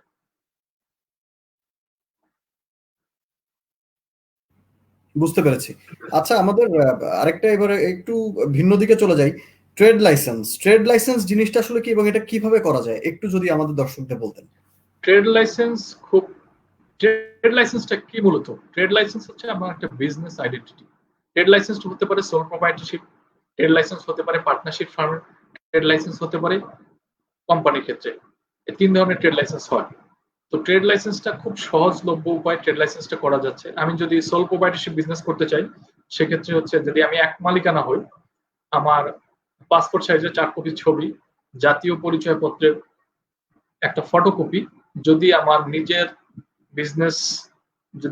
বিজনেস এরিয়া হয়, যেমন আরেকটা জিনিস মাথায় রাখতে হবে, প্রোভাইডারশিপ বিজনেসের ক্ষেত্রে বা এখন যে কোনো বিজনেসের ক্ষেত্রেই ট্রেড লাইসেন্স কিন্তু আপনার বিজনেস এরিয়াতে, কমার্শিয়াল এরিয়াতে করতে হবে। এটা কিন্তু সর্বোপরি এটা মাথায় রাখতে হবে যে ট্রেড লাইসেন্স আমি কোনো এরিয়াতে করলেই হবে না। গভর্নমেন্ট কিন্তু এখন মানে বিজনেস এরিয়া ছাড়া অন্য কোনো এরিয়াতে ট্রেড লাইসেন্স দিচ্ছে না। কিছু বছর আগে হলেও বর্তমানে কিন্তু আপনার বিজনেস এরিয়া ছাড়া ট্রেড লাইসেন্স হচ্ছে না। শুধু কমার্শিয়াল এরিয়াতেই ট্রেড লাইসেন্স করা যাবে। এবং সোল প্রোপ্রাইটারশিপ ব্যবসায় ট্রেড লাইসেন্স করতে খুবই সহজ। 4 কপি ছবি, জাতীয় পরিচয়পত্র ফটোকপি, যদি আপনি কোনো ভাড়া প্রতিষ্ঠানের থেকে ব্যবসা পরিচালনা করেন তাহলে সেই এগ্রিমেন্টের কপি, এগুলো দিয়েই আপনি ট্রেড লাইসেন্স করতে পারবেন। যদি পার্টনারশিপ ফার্ম হয়ে থাকে সেক্ষেত্রে আপনার যে কোনো একজন অথরাইজড পার্সন হয় ট্রেড লাইসেন্সের ক্ষেত্রে যে কোনো একজন অথরাইজড পারসন হতে পারবে যদি পার্টনার যদি একের অধিক হয়, মানে দুইয়ের অধিক হয়, সেক্ষেত্রে দুজনে মিলেও আপনার পার্টনারশিপ ফার্মের ক্ষেত্রে ট্রেড লাইসেন্স দুজনের নাম দেওয়া যেতে পারে। যে প্রয়োজনীয় যে ডকুমেন্টস গুলো লাগবে সেটা হচ্ছে ইনকর্পোরেশনের কপি, যে ইনকর্পোরেশন সার্টিফিকেটটা রেজিস্ট্রি অফ জয়েন্ট স্টক থেকে আপনাকে প্রোভাইড করবে, তার কপি, এগ্রিমেন্ট ডিটেল কপি, এবং যে ডিরেক্টর আছেন, মানে যে পার্টনারশিপ ফার্মের যে ম্যানেজিং পার্টনার যারা আছেন বা পার্টনার যারা আছেন সকলের ইনফরমেশন দিতে হবে। কি কি? জাতীয় পরিচয়পত্রের ফটোকপি, ছবি, এবং যে ব্যবসা প্রতিষ্ঠান সেই প্রতিষ্ঠান এগ্রিমেন্টের কপি, যে প্রতিষ্ঠানটা আমি ভাড়া নিয়েছি সেই লাগবে। আর লিমিটেড কোম্পানির ক্ষেত্রে একটু ভিন্নতর। লিমিটেড কোম্পানির ক্ষেত্রে যেটা হয়, রেজিস্ট্রি অফ জয়েন্ট স্টক থেকে আমি যখন একটা লিমিটেড কোম্পানি নিবন্ধন করব, ওখান থেকে আমাকে 3টা ডকুমেন্টস দিবে। সেটা হচ্ছে ফর্ম 12, ইনকর্পোরেশন সার্টিফিকেট, মেমোরাম আর্টিকেলস। তো আমি যখন ট্রেড লাইসেন্স করতে যাব কোম্পানির নামে, সেক্ষেত্রে আমার এই 3টা ডকুমেন্টস প্রয়োজন হবে, ফর্ম 12, ইনকর্পোরেশন সার্টিফিকেট, মেমোরাম আর্টিকেলস। সাথে যদি অথরাইজড পারসন ম্যানেজিং ডিরেক্টর হয়ে থাকে, ম্যানেজিং ডিরেক্টরের 4 কপি ছবি, আর হচ্ছে জাতীয় পরিচয়পত্রের ফটোকপি, এবং যে অফিসটা ভাড়া নিয়েছে যদি ভাড়া নিয়ে থাকি তাহলে অফিস ভাড়ার ডিট, আর যদি নিজের প্রতিষ্ঠান হয়ে থাকে তাহলে দলিলের ফটোকপি। এটা দিয়ে আমি ইজিলি ট্রেড লাইসেন্স করতে পারছি। এবং ঢাকা উত্তর ও দক্ষিণ সিটি কর্পোরেশনে আপনার 2 সেক্টরে আপনার এখন অলমোস্ট ডিজিটাল হয়ে গেছে এবং ট্রেড লাইসেন্স করাটা খুবই সহজ। যে কেউ চাইলে খুব ইজিলি ট্রেড লাইসেন্স করতে পারবে। আচ্ছা, তো এই ব্যাপারে একটা জিনিস বলেন, আমি ধরেন ব্যবসা শুরু করলাম মতিঝিলে, আমার ব্যবসা প্রতিষ্ঠান পরবর্তীতে এক্সপ্যান্ড করলাম, আমি হয়তো উত্তরাতে একটা অফিস করলাম, যশোরে একটা অফিস করলাম, খুলনাতে একটা অফিস করলাম, আমি কি একটা ট্রেড লাইসেন্স দিয়েই সমগ্র বাংলাদেশে ট্রেড করতে পারবো নাকি এই ব্যাপারে কোনো নিয়ম আছে? ট্রেড লাইসেন্সটা হয় এখন যেটা হয়েছে, আগে সিটি কর্পোরেশন একটা ছিল, কোনো ঝামেলা ছিল না। এখন যদি আমাদের উত্তর সিটি কর্পোরেশন অফিস থাকে, আমি অবশ্যই দক্ষিণ সিটি কর্পোরেশনে আমি অফিস অ্যাড্রেসটা আমার অবশ্যই চেঞ্জ করতে হবে। বা ট্রেড লাইসেন্স যদি উত্তর সিটি কর্পোরেশন থাকে, আমার দক্ষিণ সিটি কর্পোরেশন নতুন করে ট্রেড লাইসেন্স করতে হবে। আর যদি আমি আঞ্চলিক অফিস করতে যাই, প্রত্যেকটার জন্য আলাদা আলাদা ট্রেড লাইসেন্স অবশ্যই থাকতে হবে, এছাড়া আর কোনো অপশন নেই। ট্রেড লাইসেন্স একটা লিমিটেড কোম্পানি পৃথক পৃথক ট্রেড লাইসেন্স করতে হচ্ছে।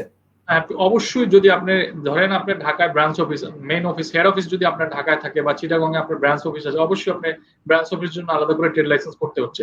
যদি বরিশালে অফিস থাকে সেক্ষেত্রে বরিশালে একটা ট্রেড লাইসেন্স করতে হচ্ছে। খুলনা অফিস থাকলে ব্রাঞ্চ অফিস খুলনাতে একটা ট্রেড লাইসেন্স করতে হচ্ছে। ইভেন ঢাকা উত্তর সিটি কর্পোরেশন যদি আপনি 2টা অফিস আছে, তার জন্য কিন্তু আলাদা আলাদা 2টা ট্রেড লাইসেন্স করতে হচ্ছে। এবং চাইলে আপনি কিন্তু কোম্পানির অ্যাড্রেসটা পরিবর্তন করতে পারবেন।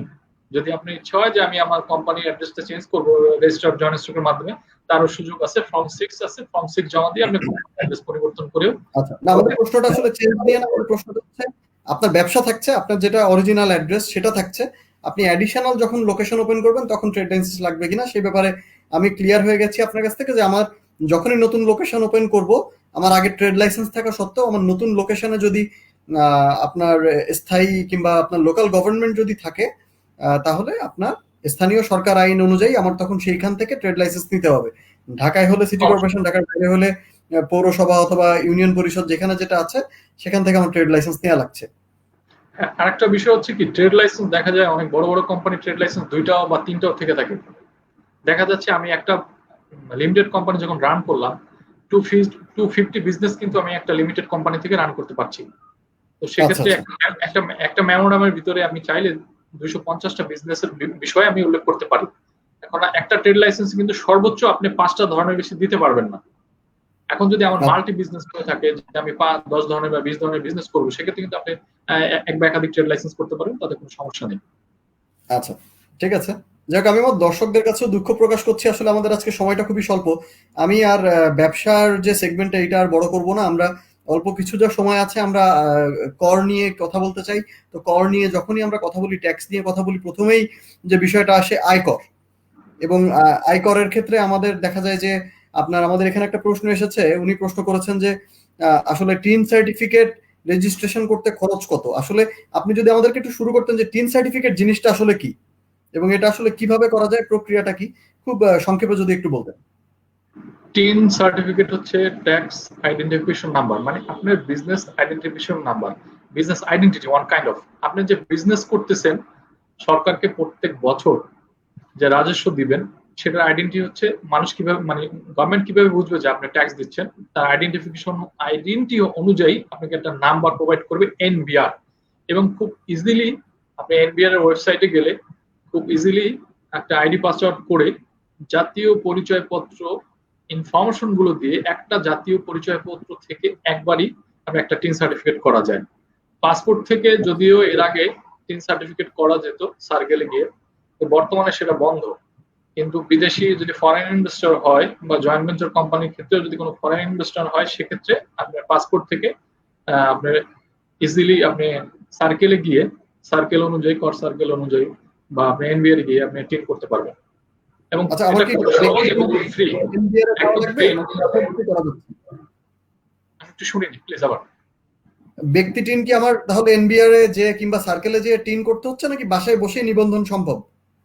টিন করাটা খুবই সহজ। আপনি বাসায় বসে নিজে নিজে একটা টিন করতে পারবেন। এনবিআর আচ্ছা, এর কেমন ওয়েবসাইটে করে ঢুকে, করে? এনবিআর এর ওয়েবসাইটে ঢুকে আপনি একটা আইডি পাসওয়ার্ড তৈরি করে, ওরা একটা ইনফরমেশন, একটা কোড আপনার নাম্বারে সেন্ড করবে। একটা আইডেন্টিফিকেশন নাম্বার দেবে 5 ডিজিট বা 6 ডিজিট, এটা দিয়ে ভেরিফাই করে ফেলবেন। একটা অ্যাকাউন্ট তৈরি হয়ে গেল।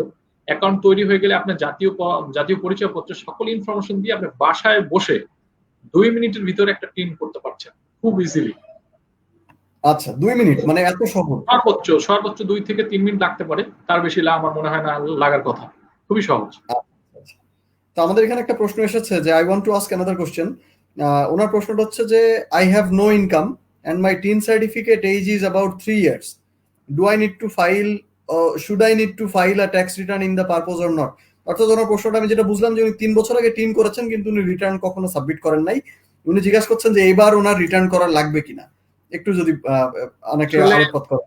মেইন বিষয়টা হচ্ছে, যদি আপনি টিনধারী হন, অবশ্যই আপনাকে ট্যাক্স প্রোভাইড করতে হবে প্রত্যেক বছরে। যদি শূন্য ট্যাক্স দেন, তারপর আপনি ট্যাক্স দিতে হচ্ছে। যদি আপনি ট্যাক্স প্রোভাইড না করেন, জরিমানার ব্যবস্থা রিটার্ন দাখিল করতে হচ্ছে, আপনি মিন করছেন? প্রত্যেক বছর আপনার রিটার্ন দাখিল করতে হচ্ছে। যদি আপনি শূন্য রিটার্ন দেন, তাতে কোনো প্রবলেম নাই, আপনার ইনকাম নাই, আপনি ইনকাম নাই, শূন্য রিটার্ন দিবেন, শূন্য রিটার্ন দাখিল করেন। বাট আপনাকে কিন্তু ট্যাক্স রিটার্ন প্রত্যেক বছরই আপনার আপডেট করতে হবে, আপনার রিটার্ন দাখিল করতেই হবে। আদারওয়াইজ আপনার যেদিন থেকে রিটার্ন দাখিল করবেন না, আপনার রিটার্ন দাখিলের শেষ সময় থেকে পরবর্তী দিন 1000 টাকা এবং এভরিডে 50 টাকা করে জরিমানা চলে আসবে। এবং যেহেতু আপনি 3 বছর যাবত আপনি আয়কর রিটার্ন দেন, আপনি সংশ্লিষ্ট যে আপনার সার্কেল আছে, ওই সার্কেলে গিয়ে আপনি কথা বলে আয়কর কর্মকর্তার সাথে আপনি প্রয়োজনীয় যে ডকুমেন্টস আছে, যেমন টিন সার্টিফিকেট, জাতীয় পরিচয়পত্র, এগুলো নিয়ে যাবেন। তার যদি আপনি স্যালারি, মানে আপনি যদি চাকরিজীবী হয়ে থাকেন, তাহলে স্যালারি সার্টিফিকেট, ব্যাংক স্টেটমেন্ট, এগুলো নিয়ে গিয়ে আপনি ট্যাক্স অ্যাসেসমেন্ট করতে পারবেন খুব ইজিলি এবং সহজ। আমাদের চাইলে গত পর্বে অনলাইনে ট্যাক্স রিটার্ন প্রোভাইড করতে পারবেন, তাও সহজ। বাট যেহেতু আপনার 3 বছর লেট হয়ে গেছে, আপনি সার্কেলে কথা বলে ওনাদের সাথে একটা হিয়ারিং এর ব্যবস্থা করে দেন আপনি সাবমিট করাটা খুব সহজ। আচ্ছা, ওইটাই বলছিলাম, আপনি যে বললেন অনলাইনে করা যায়। গত পর্বে আমাদের সাথে ব্যারিস্টার ইমতিয়াজ ছিলেন, উনি বললেন যে এবার আমাদের বাজেট নিয়ে আলোচনায় উনি বলেছিলেন যে অনলাইনে ট্যাক্স রিটার্নের একটা অপশন রাখা হয়েছে। এই ব্যাপারে যদি বলতেন, অনলাইনে ট্যাক্স রিটার্ন কেন করবো এবং এই ব্যাপারে কোনো ইনসেনটিভ আছে কিনা? অনলাইনে ট্যাক্স রিটার্নের জন্য এবছর যে সুবিধাটা হচ্ছে 2000 টাকা যে ট্যাক্স রিটার্ন প্রোভাইড করে অনলাইনে, সেক্ষেত্রে 2000 টাকা ছাড় আছে। এটা একটা খুবই সুবিধাজনক বিষয়। যেহেতু আমার যদি সর্বনিম্ন ট্যাক্স 5000 টাকা হয়ে থাকে, আমি যদি 5000 টাকা প্রোভাইড করতে চাই, সেখান থেকে কিন্তু আমি 2000 টাকা ছাড় পাচ্ছি। এটা খুবই একটা মজার জি। আচ্ছা আচ্ছা আচ্ছা আচ্ছা আচ্ছা, এখন আমাদেরকে একটু বলেন, কোম্পানি যখন আমি করছি, আমার তো ব্যক্তিগত টিন আছে, কোম্পানি যখন করছি, কোম্পানিরও কি টিন লাগছে? আমি যখন একটা লিমিটেড কোম্পানি নিবন্ধন করব, অবশ্যই আমার টিনের আইডেন্টিফিকেশন নাম্বারটা কিন্তু মেমোরাম আর্টিকেলে যাচ্ছে। ওটা হচ্ছে আমার পার্সোনাল ইস্যুস। আমার পার্সোনাল ইনকাম থেকে আমার পার্সোনাল টিন সার্টিফিকেট যেটা থাকবে প্রত্যেক বছর আমার কর যেটা আসবে, যদি এমন হয় ব্যক্তির ক্ষেত্রে 3 লাখ টাকা পর্যন্ত, 3 লাখ টাকার ঊর্ধ্বে হলে আমার কর দিতে হচ্ছে। যদি 3 লাখ টাকার নিচে হয় ব্যক্তির ক্ষেত্রে, তাহলে শূন্য ট্যাক্স দিব। এবং বিষয়টা যদি এরকম হয় যে যখন লিমিটেড কোম্পানি হবে, লিমিটেড কোম্পানির ক্ষেত্রে যেটা হয়, অবশ্যই কোম্পানির নামে একটা টিন সার্টিফিকেট করতে হবে। কোম্পানির নামে টিন সার্টিফিকেট করতে হলে কোম্পানির সকল ইনফরমেশন অনলাইনে দিয়ে এবং সেম প্রসিডিউর যে প্রসিডিউরে আমি আমার পার্সোনাল টিম করেছি সেম প্রসিডিউরে আমি একটা কোম্পানির টিম করতে পারবো। এবং কোম্পানির টিম করলে যেটা হবে, কোম্পানির কিন্তু যে আপনার ট্যাক্সের যে একটা বিষয়টা সেটা কিন্তু একটু ডিফারেন্ট। ব্যক্তির ক্ষেত্রে করের যে সার্কেল বা করের যে পদ্ধতি এবং লিমিটেড কোম্পানির ক্ষেত্রে কিন্তু একটু ডিফারেন্ট। সেক্ষেত্রে ব্যবসায়িক প্রতিষ্ঠান এবং পার্সোনাল দুইটাই ভিন্ন ইস্যুস, অবশ্যই আমার আলাদা করে কোম্পানির ক্ষেত্রে টিম করতে হবে। আচ্ছা আচ্ছা। এবং আমাদেরকে একটু এই ব্যাপারে যদি আরেকটু আলোকপাত করেন যে আমার ট্যাক্স রিটার্ন, আমি যে বললেন আপনি রিটার্ন যে শব্দটা ব্যবহার করছেন, আমি যে ট্যাক্স রিটার্ন করছি, ট্যাক্স রিটার্নের সাথে আসলে কি কি কাগজাদি দেয়া লাগে এবং কোন কোন বিষয়গুলো খেয়াল রাখা লাগে একটু যদি আমাদের দর্শকদের বলতেন, এবং ট্যাক্স রিটার্ন আদৌ করা যায় কিনা। ট্যাক্স রিটার্নের যে বিষয়গুলো, আমি যদি ট্যাক্স অ্যাসাইনমেন্ট করতে যাই, যদি ব্যক্তিগত ট্যাক্স দিতে যাই, সেক্ষেত্রে যেটা হয়, যদি আমার সোল প্রোপাইটারশিপ বিজনেস থাকে বা আমি যদি চাকরিজীবী হয়ে থাকি, তাহলে সেক্ষেত্রে হবে আমার পুরো বছরের ব্যাংক স্টেটমেন্ট, স্যালারি সার্টিফিকেট, এগুলো অবশ্যই দিতে হবে, টিনের কপি, জাতীয় পরিচয়পত্র, এগুলো অবশ্যই দিতে হবে। বা যদি আমি কোথাও বিনিয়োগ করে থাকি, যে প্রভিডেন্ট ফান্ডে যদি আমার বিনিয়োগ থাকে, বা ধরেন যদি আমার কোনো ডিপিএস থাকে তার ডকুমেন্টস, বাড়ি ভাড়া থাকলে তার ডকুমেন্টস, বাড়ি ভাড়া থেকে যে ট্যাক্সটা আমি দিচ্ছি গভর্নমেন্টকে, বাড়ি ভাড়া ট্যাক্স, তার রসিদ, এগুলা ট্যাক্স অ্যাসাইনমেন্টের সাথে এগুলো জমা দিতে হবে, অবশ্যই জমা দিতে হবে। আচ্ছা, আমি আমাদের দর্শকদের থেকে একটা প্রশ্ন করতে ফয়সাল আহমেদ সাহেব নামে একজন, উনি প্রশ্ন করেছেন আপনাকে যে অনলাইন সাপ্লাই বিজনেসের ট্যাক্সেশন রুলস এর বেসিকটা জানতে চাই। অনলাইন আমি স্ক্রিনে দিয়ে দিচ্ছি। আচ্ছা আচ্ছা, অনলাইন সাপ্লাইয়ের business taxation rules of the basic এটা জানতে চাচ্ছি। আচ্ছা, অনলাইন সাপ্লাইয়ের বিজনেস, এখন বিষয়টা হচ্ছে অনলাইন সাপ্লাইয়ের যে বিজনেস আপনি করতেছেন, এটা কি সোল প্রোপাইটারশিপ না পার্টনারশিপ না লিমিটেড? পার্টনারশিপ ফার্ম এবং লিমিটেড কোম্পানি দুটোটারই ট্যাক্সের যে হারটা সেম। আপনি যদি সোল প্রোপাইটারশিপে বিজনেস করতে চাচ্ছেন বা করেন বা করে আসছেন, তাহলে কিন্তু যেটা করতে হবে, আপনার 3 লাখ টাকা উঠতে গেলে প্রথম যে 1 লাখ টাকা, প্রথম 1 লাখ টাকার 5%, তারপরের যে 3 লাখ টাকা তার জন্য হচ্ছে 10%, পরবর্তী 4 লাখ টাকা তার জন্য 15%, এবং 5 লাখ টাকা পর্যন্ত হচ্ছে 20%। এই হচ্ছে পসিটিভ। মানে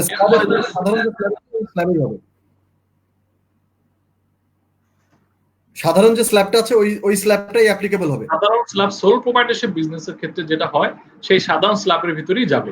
অনলাইন বিজনেস যদি চান, আপনি একটা ট্রেড লাইসেন্স করে ইজিলি করতে পারবেন, এবং সাধারণ বিজনেসের আওতায় পড়ছে আপনি হচ্ছে সোল প্রোপাইটারশিপ বিজনেস, এবং সেক্ষেত্রে একটা টিম করে আপনি ট্যাক্স অ্যাসেসমেন্ট করতে পারেন, একটা ট্রেড লাইসেন্সের মাধ্যমে ব্যবসা পরিচালনা করতে পারেন। এর বাইরে আর কিছু লাগতেছে না, একটা ব্যাংক অ্যাকাউন্ট।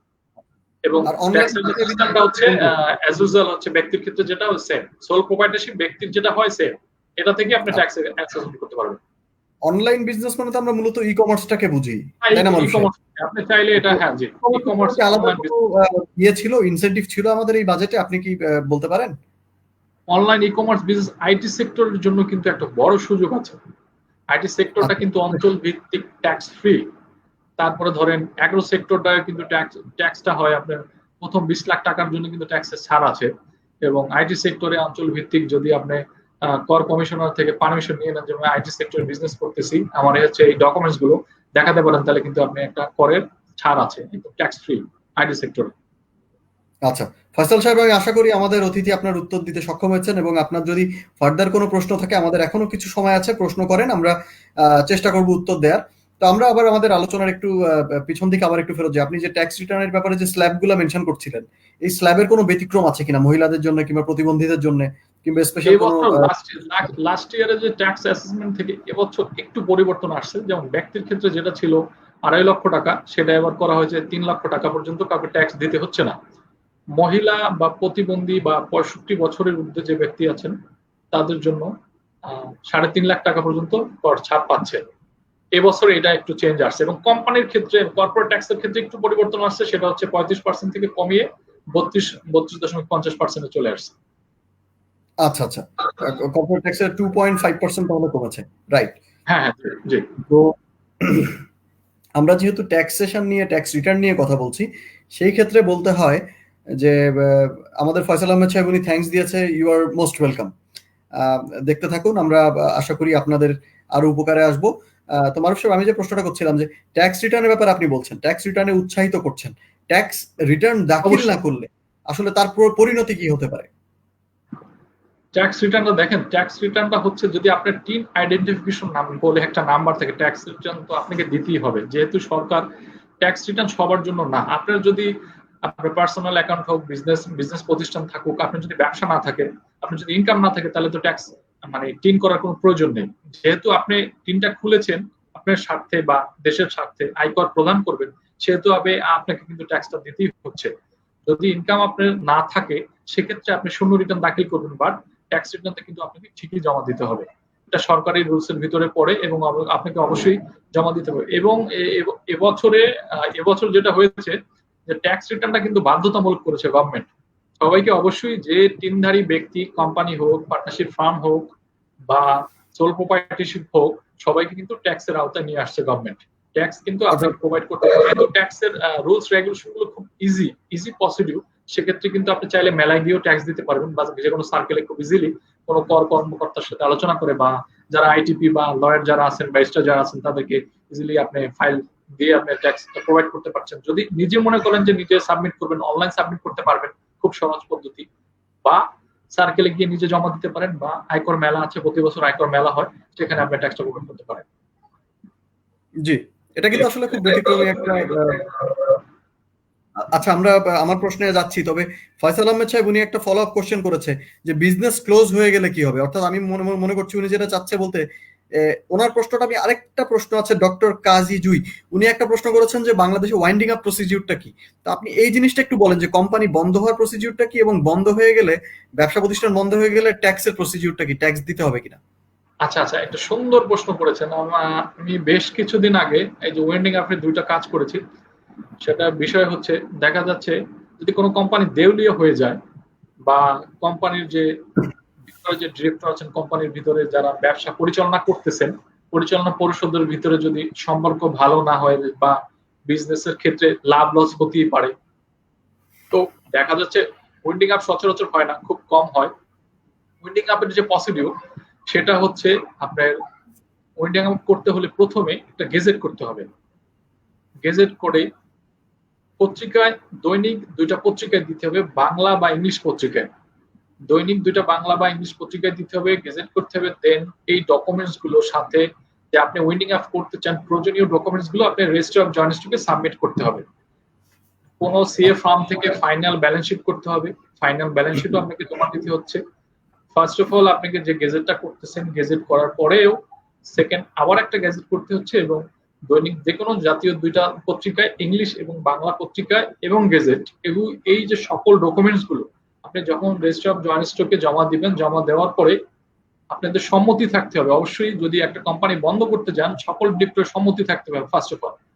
সকল সম্মতি সাপেক্ষে বোর্ড মিটিং, যাবতীয় কাগজপত্রগুলো আপনার রেজিস্ট্রি অফ জয়েন্ট স্টকে জমা দিবেন। জমা দেওয়ার পরে কোম্পানি বন্ধ হলে অবশ্যই রেজিস্ট্রি অফ জয়েন্ট স্টক থেকে কিন্তু আপনাকে একটা সার্টিফিকেট প্রোভাইড করবে, উইন্ডিং আপ সার্টিফিকেট যাকে বলে। মানে এর অর্থ হচ্ছে আপনার কোম্পানিটা বন্ধ হয়ে গেল। এবং ট্যাক্স, যদি আপনার কোম্পানি বন্ধ হয়ে যায়, অবশ্যই আপনাকে ট্যাক্স প্রোভাইড করতে হবে না, যেহেতু আপনি কোনো ব্যবসায়িক লেনদেন নাই, সেহেতু আপনাকে ট্যাক্স প্রোভাইড করতে হচ্ছে না। সেক্ষেত্রে কি টিনটা ক্লোজ করার কোনো সিস্টেম আছে? কোম্পানির যে টিনটা আছে, আপনি বলছেন টিন থাকলেই রিটার্ন করা লাগবে, তো কোম্পানির ম্যাটারটা তো ওয়াইন্ডিং আপ আরজেসিতে হয়ে গেল। আমার যে টিনটা থাকলো, এই ট্যাক্স আইডেন্টিফিকেশন নাম্বার কোম্পানি যেটা আছে, এটা কি আমার ক্লোজ করতে হবে কিংবা এনবিআর কে নোটিফাই করতে হবে? এই বিষয়টা একটু যদি বলেন। এখন বিষয়টা হচ্ছে এনবিআর এর সার্ভারের সাথে এনলিস্টেড হচ্ছে জয়েন্ট স্টকের সার্ভার। যখন উইন্ডিং এর সার্টিফিকেট আমার হয়ে যাবে, আমার আয়কর সনদের কপি নিয়ে গিয়ে যে আমার কোম্পানি উইন্ডিং আপ হয়ে গেছে, বা আমরা কোম্পানি পরিচালনা করতে পারছি না, বা কোনো একটা অ্যাপ্লিকেশনের মাধ্যমে আয়কর কমিশনের কাছে যে আমরা টিনটা বন্ধ করতে চাই কোম্পানি থেকে, তার জন্য একটা অ্যাপ্লিকেশন করতে হবে, এবং অবশ্যই উনি এটা বিবেচনা রাখবে এবং ওটা বন্ধ করে দেবে। এটাই হচ্ছে প্রসিডিউর। আচ্ছা আচ্ছা, যাই হোক, আমরা মোটামুটি অনেক কিছুই আজকে জানলাম। ফয়সাল আহমেদ সাহেব, আপনাকেও ধন্যবাদ। ডক্টর কাজী জুই, আপনাকে ধন্যবাদ। অন্য যারা প্রশ্ন করেছেন, যারা দেখেছেন, তাদের সকলকে আমি ধন্যবাদ দিচ্ছি। আমাদের আসলে আজকে সময়টা একেবারেই শেষ প্রান্তে। আমাদের আরো অনেক প্রশ্ন ছিল, IRC, ERC, export process, import process, অনেকেরই অনেক ব্যাপারে প্রশ্ন ছিল। আমি আশা করব আমাদের সম্মানিত অতিথি উনি আবার ফেরত আসবেন আমাদের মাঝে এবং উনি হয়তো আপনাদের সামনে আবার আপনাদের প্রশ্নের উত্তর দিবেন। আমরা আজকের মতো বিদায় নিব আর কিছুক্ষণের ভিতরে। তবে বিদায় নেওয়ার আগে আমি একটা ক্ষুদ্র সময় দিতে চাই মারুফ সাহেবকে, 2 থেকে 3 মিনিট। আপনি একটু আমাদের দর্শকদের উদ্দেশ্যে যদি কিছু বলার থাকে, ব্যবসা বাণিজ্য এবং এই যে ট্যাক্স প্রদানের যে গুরুত্ব এবং আমাদের এই করোনাকালীন সময়েও আমাদের কিভাবে আসলে ব্যবসা নিবন্ধন করা যায় কিংবা কিভাবে ট্যাক্স রিটার্ন করা যায়, টিন খোলা যায়, এই বিষয়টা নিয়ে আপনি যদি একটু বলতেন। যেহেতু এখন অনলাইনের যুগ, মানুষ কিন্তু খুব বাসায় বসে অনেক সেবা পাচ্ছে অনলাইনে।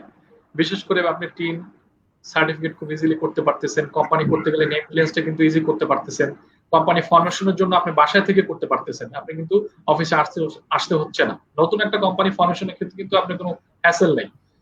ইভেন আপনার ট্রেড লাইসেন্স করতে গেলে ওই পরিমাণ আগের যে ঝামেলা পোহাতে হতো ওরকম কিন্তু ঝামেলা নেই। এখন বিনিয়োগকারীরা খুব সহজেই ব্যবসা প্রতিষ্ঠান পরিচালনা করতে পারবে এবং খুব সহজে ট্রেড লাইসেন্স করে ব্যবসা পরিচালনা করতে পারে। সেক্ষেত্রে সোল প্রোপাইটারশিপ হোক, পার্টনারশিপ হোক, কোম্পানি হোক, আমার সবাইকে একটাই বলার কথা যে বিজনেস করার জন্য বাংলাদেশে অনেক সেক্টর খোলা আছে। শুধু আপনার ইচ্ছা এবং মনোবল এবং শক্তি থাকলে আপনি যে কোনো সেক্টরে ইনভেস্ট করতে পারবেন এবং ব্যবসা সফল হতে পারবেন, এটা আমি বলে মনে করি। আচ্ছা, ধন্যবাদ। তো আপনার কাছে আমার জাস্ট আরেকটা ছোট প্রশ্ন, একটা প্রশ্ন আমি নিচ্ছি।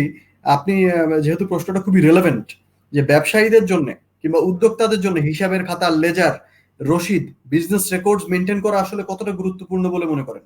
এটা হচ্ছে খুবই গুরুত্বপূর্ণ। ট্যাক্স অ্যাসাইনমেন্ট, মানে আপনি যখন ট্যাক্সটা প্রোভাইড করবেন, প্রত্যেক বছরের ট্যাক্সটা যখন জমা দিবেন, ট্যাক্সে এইসব হিসাবের বিষয়গুলো খুব ইম্পর্টেন্ট একটা ইস্যুজ হয়ে দাঁড়ায়।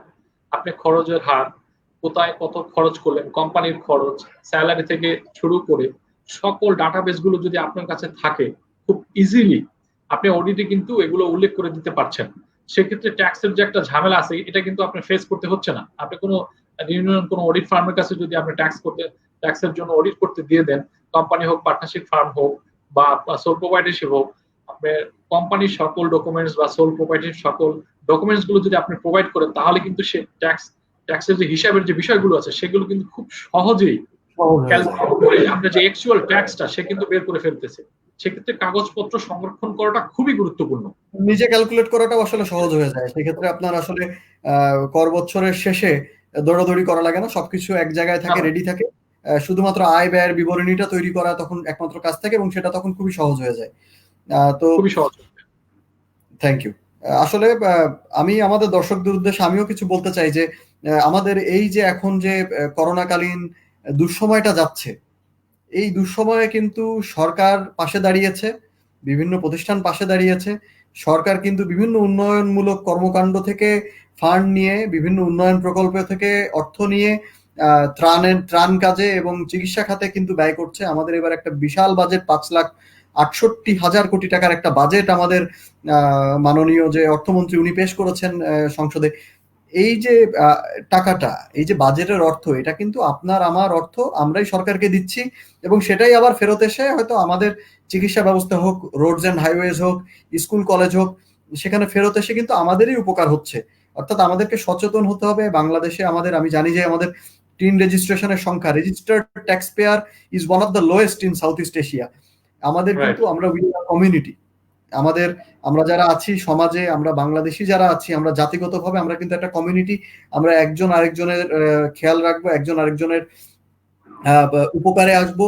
সেই জায়গা থেকেই কিন্তু আসলে আমাদের ট্যাক্সের যে বিষয়টা, করের যে বিষয়টা কিন্তু আসলে এটা কিন্তু সরকারকে টাকা দেয়া না, এটা হচ্ছে আপনার দেশের প্রতি আপনার যে কন্ট্রিবিউশন সেটি। এবং এটি কিন্তু আপনার ইনকামের উপরে গভর্নমেন্ট স্ল্যাব করে দিয়েছে। আপনার লো ইনকাম থাকলে কিন্তু আপনাকে হাই ট্যাক্স দিতে হচ্ছে না, হাই ইনকাম থাকলে আপনাকে লো ট্যাক্স দিতে হচ্ছে না। স্ল্যাব করে দেওয়া আছে, আপনার ইনকাম একটা ফিক্স স্ল্যাবের ভিতরে পড়লে আপনাকে একটা ফিক্স পার্সেন্টেজ দিতে হচ্ছে। এই জিনিসগুলো মাথায় রেখে এই বছর আসুন আমরা সবাই যাদের ইনকাম হয়েছে বিগত অর্থ বছরে, আমরা আমাদের আয়কর দাখিল করি। আমাদের যারা ভোক্তা আছি, যারা সুবিধা নিচ্ছি, তারা আমরা ভ্যালু অ্যাডেড ট্যাক্স সাবমিট করি। আমরা যারা ইম্পোর্ট করছি, আমরা কাস্টমস পে করি, সাপ্লিমেন্টারি ডিউটি পে করি। এতে করে আমাদের অর্থনীতির চাকা যেরকম সচল হবে, সেরকম আমাদের অর্থনীতি হবে শক্ত। আমরা এই দুঃসময়কে পার করতে হয়তো আরেকটু ইজি হবে আমাদের গভর্নমেন্টের জন্য, এবং আমাদের সরকার কিন্তু মানুষেরই, আমরা কিন্তু গণপ্রজাতন্ত্রী বাংলাদেশ সরকার। এখানে আসলে বলা বাহুল্য যে আয়কর সরকারের অন্যতম মূল উপায় আপনার উপার্জনের। সরকার কিন্তু আসলে টাকাটা কর থেকেই তুলছে। সেক্ষেত্রে আয়কর যদি সঠিকভাবে আমরা দাখিল না করি, সেক্ষেত্রে কিন্তু গভর্নমেন্টের যে উন্নয়ন প্রকল্প, আমাদের যে flyover, roads, highways, train, public সেক্টরের যে স্পেন্ডিং গুলা, এগুলা কিন্তু তখন প্রতিবন্ধকতার মুখে দাঁড়ায়, এবং তখন কিন্তু দেশ ও জাতির উন্নয়ন আসলে হয় না। তো যাই হোক, আমাদের আজকে একটা লং সেশন হয়ে গেছে, অলরেডি আমরা 1 ঘন্টা 5 মিনিট ক্রস করে ফেলেছি। আমি দেখছি অলরেডি আমাদের লাইভে এখনো বেশ কিছু দর্শক আছেন, তারা দেখছে। তাসনিয়া রহমান, আপনি ঢাকা থেকে দেখছেন, আপনাকে অভিনন্দন। দেখতে থাকুন। আমরা প্রতি সপ্তাহে, আপনারা জানেন, আমরা শুক্রবার এবং শনিবার আমরা একটি করে পর্ব আনি। সাধারণ মানুষ এবং আপনার যারা বাংলাদেশে রেগুলার পিপল, কমন পিপল, তাদের যে সমস্যা, তাদের যে প্রবলেম, সেগুলোকে নিয়েই কিন্তু আমাদের এই আয়োজন, তাদের প্রশ্ন নিয়ে আমাদের আয়োজন। আমি শেষ করে দিব, কিন্তু শেষ করার আগে জাস্ট একটা প্রশ্ন তাসনিয়া রহমানের কাছ থেকে এসেছে। আসলেই কি ব্যবসায়ী করোনা পরিস্থিতিতে খুব সহজ হবে? বেকারের সংখ্যা খুব বৃদ্ধি পেয়েছে। আমরা যারা সম্প্রতি পড়াশোনা শেষ করেছি, আমাদের জন্য কি কোনো সহজলভ্য কিছু হবে? তাসনিয়া রহমান, আপনি খুব সুন্দর একটা প্রশ্ন করেছেন। আপনার উত্তরটা ছোট ছোট করে যদি দেই, যে করোনা পরিস্থিতিতে ব্যবসা সহজ হবে। ব্যবসা আইডিয়াটা আপনাকে আনতে হবে। আমরা দেখেছি যে এই ক্রাইসিসের ভিতরে প্রচুর পরিমাণে অনলাইন শপ চলে এসেছে। এখন সামাজিক দূরত্বের যুগ। এখন আমরা সামাজিক দূরত্ব বজায় রাখছি। সেক্ষেত্রে কিন্তু অনেক তরুণ উদ্যোক্তা কিন্তু অনলাইনে বিজনেস করছে। আপনি পাঠাওয়ের দিকে তাকান। আপনি আমাদের দেশে এই যে ও ভাই, অনলাইন বেসড বিভিন্ন পাইকারি.com ছাড়াও আরো অনেক কোম্পানি আছে, তারা কিন্তু তরুণ উদ্যোক্তা, স্টুডেন্ট ছিল অথবা ছোট ব্যবসায়ী ছিল, তারা কিন্তু সম্মিলিতভাবে একত্রিত হয়ে তারা কিন্তু এই ব্যবসা পরিচালনা করছেন। এবং আসলেই ব্যবসা, আমাদের এক্সপেরিয়েন্স থেকে, মারুফ সাহেব আমার সাথে হয়তো এগ্রি করবেন, ব্যবসা পরিচালনা বাংলাদেশে এখন আসলে অনেকই সহজ। বাসায় বসেই কোম্পানি করে ফেলতে পারছেন। আপনি সিটি কর্পোরেশনে গেলে 2 দিনের ভিতরে আপনার ট্রেড লাইসেন্স হয়ে যাচ্ছে। আপনার এখানে কোনো লয়ার লাগছে না।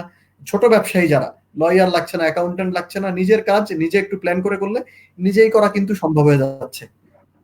আলটিমেটলি ব্যবসার আইডিয়াটা যদি ভালো হয়, এই করোনা পরিস্থিতিতেও ব্যবসা করা সম্ভব। এবং আমাদের মাননীয় প্রধানমন্ত্রী কিন্তু বারবার সেটাই বলেন। উনি কিন্তু বারবার আমাদের তরুণদেরকে উৎসাহী করেন যে আপনারা চাকরির পিছনে না ছুটে, চাকরির যে সোনার হরিণ, এই সোনার হরিণের পিছনে না ছুটে নিজে কিছু করুন, নিজের এলাকায় কিছু করুন, নিজের আইডিয়া থেকে, নিজের এক্সপার্টিস থেকে কিছু করুন। দেখবেন যে ইনশাল্লাহ সফলতা আসবে। ফয়সাল আহমেদ ভাই, আপনি আরেকটা কোশ্চেন করেছেন যে দোকান ভাড়াটিয়া ভাড়া দিচ্ছে না, একটা লেটার ধরায় দিয়েছে। আসলে ভাড়াটিয়া যে বিষয়টা, এই বিষয় নিয়ে, ল্যান্ডলর্ড টেনেন্টের বিষয় নিয়ে আমরা ইনশাল্লাহ পরবর্তী আরেক আলোচনায় আসবো। আজকে আর এই বিষয়ে না যাই, অলরেডি আমাদের সময় ওভারশুট হয়ে গেছে, 1 ঘন্টা 7 মিনিটে চলে গেছি। তো মারুফ সাহেব, আপনাকে অসংখ্য ধন্যবাদ আমাদেরকে জয়েন করার জন্য। আমি আমাদের দর্শকদের আপনার কাছ থেকে বিদায় নিব। আপনাকে অসংখ্য ধন্যবাদ। আমরা আজকে অনেক কিছু শিখেছি আপনার কাছ থেকে, আপনার অভিজ্ঞতা থেকে আমিও অনেক কিছু শিখেছি। মাহবুব আলম ভাই, আপনি কমেন্ট করেছেন ঢাকা থেকে, ধন্যবাদ আপনাকে দেখার জন্য। আপনি যদি মাত্র জয়েন করেন, আর কিছুক্ষণ পরেই আমাদের ভিডিওটি ফেসবুক পেজে আপনার অ্যাভেলেবল হয়ে যাবে। আপনি কিন্তু শুরু থেকে শেষ পর্যন্ত ভিডিওটি আবার দেখতে পারবেন। তো যাই হোক, আমি সবাইকে সালাম দিয়ে, শুভেচ্ছা দিয়ে আজকের মতো বিদায় নিচ্ছি। মারুফ সাহেব, আল্লাহ হাফেজ, ভালো থাকবেন। আসসালামু আলাইকুম।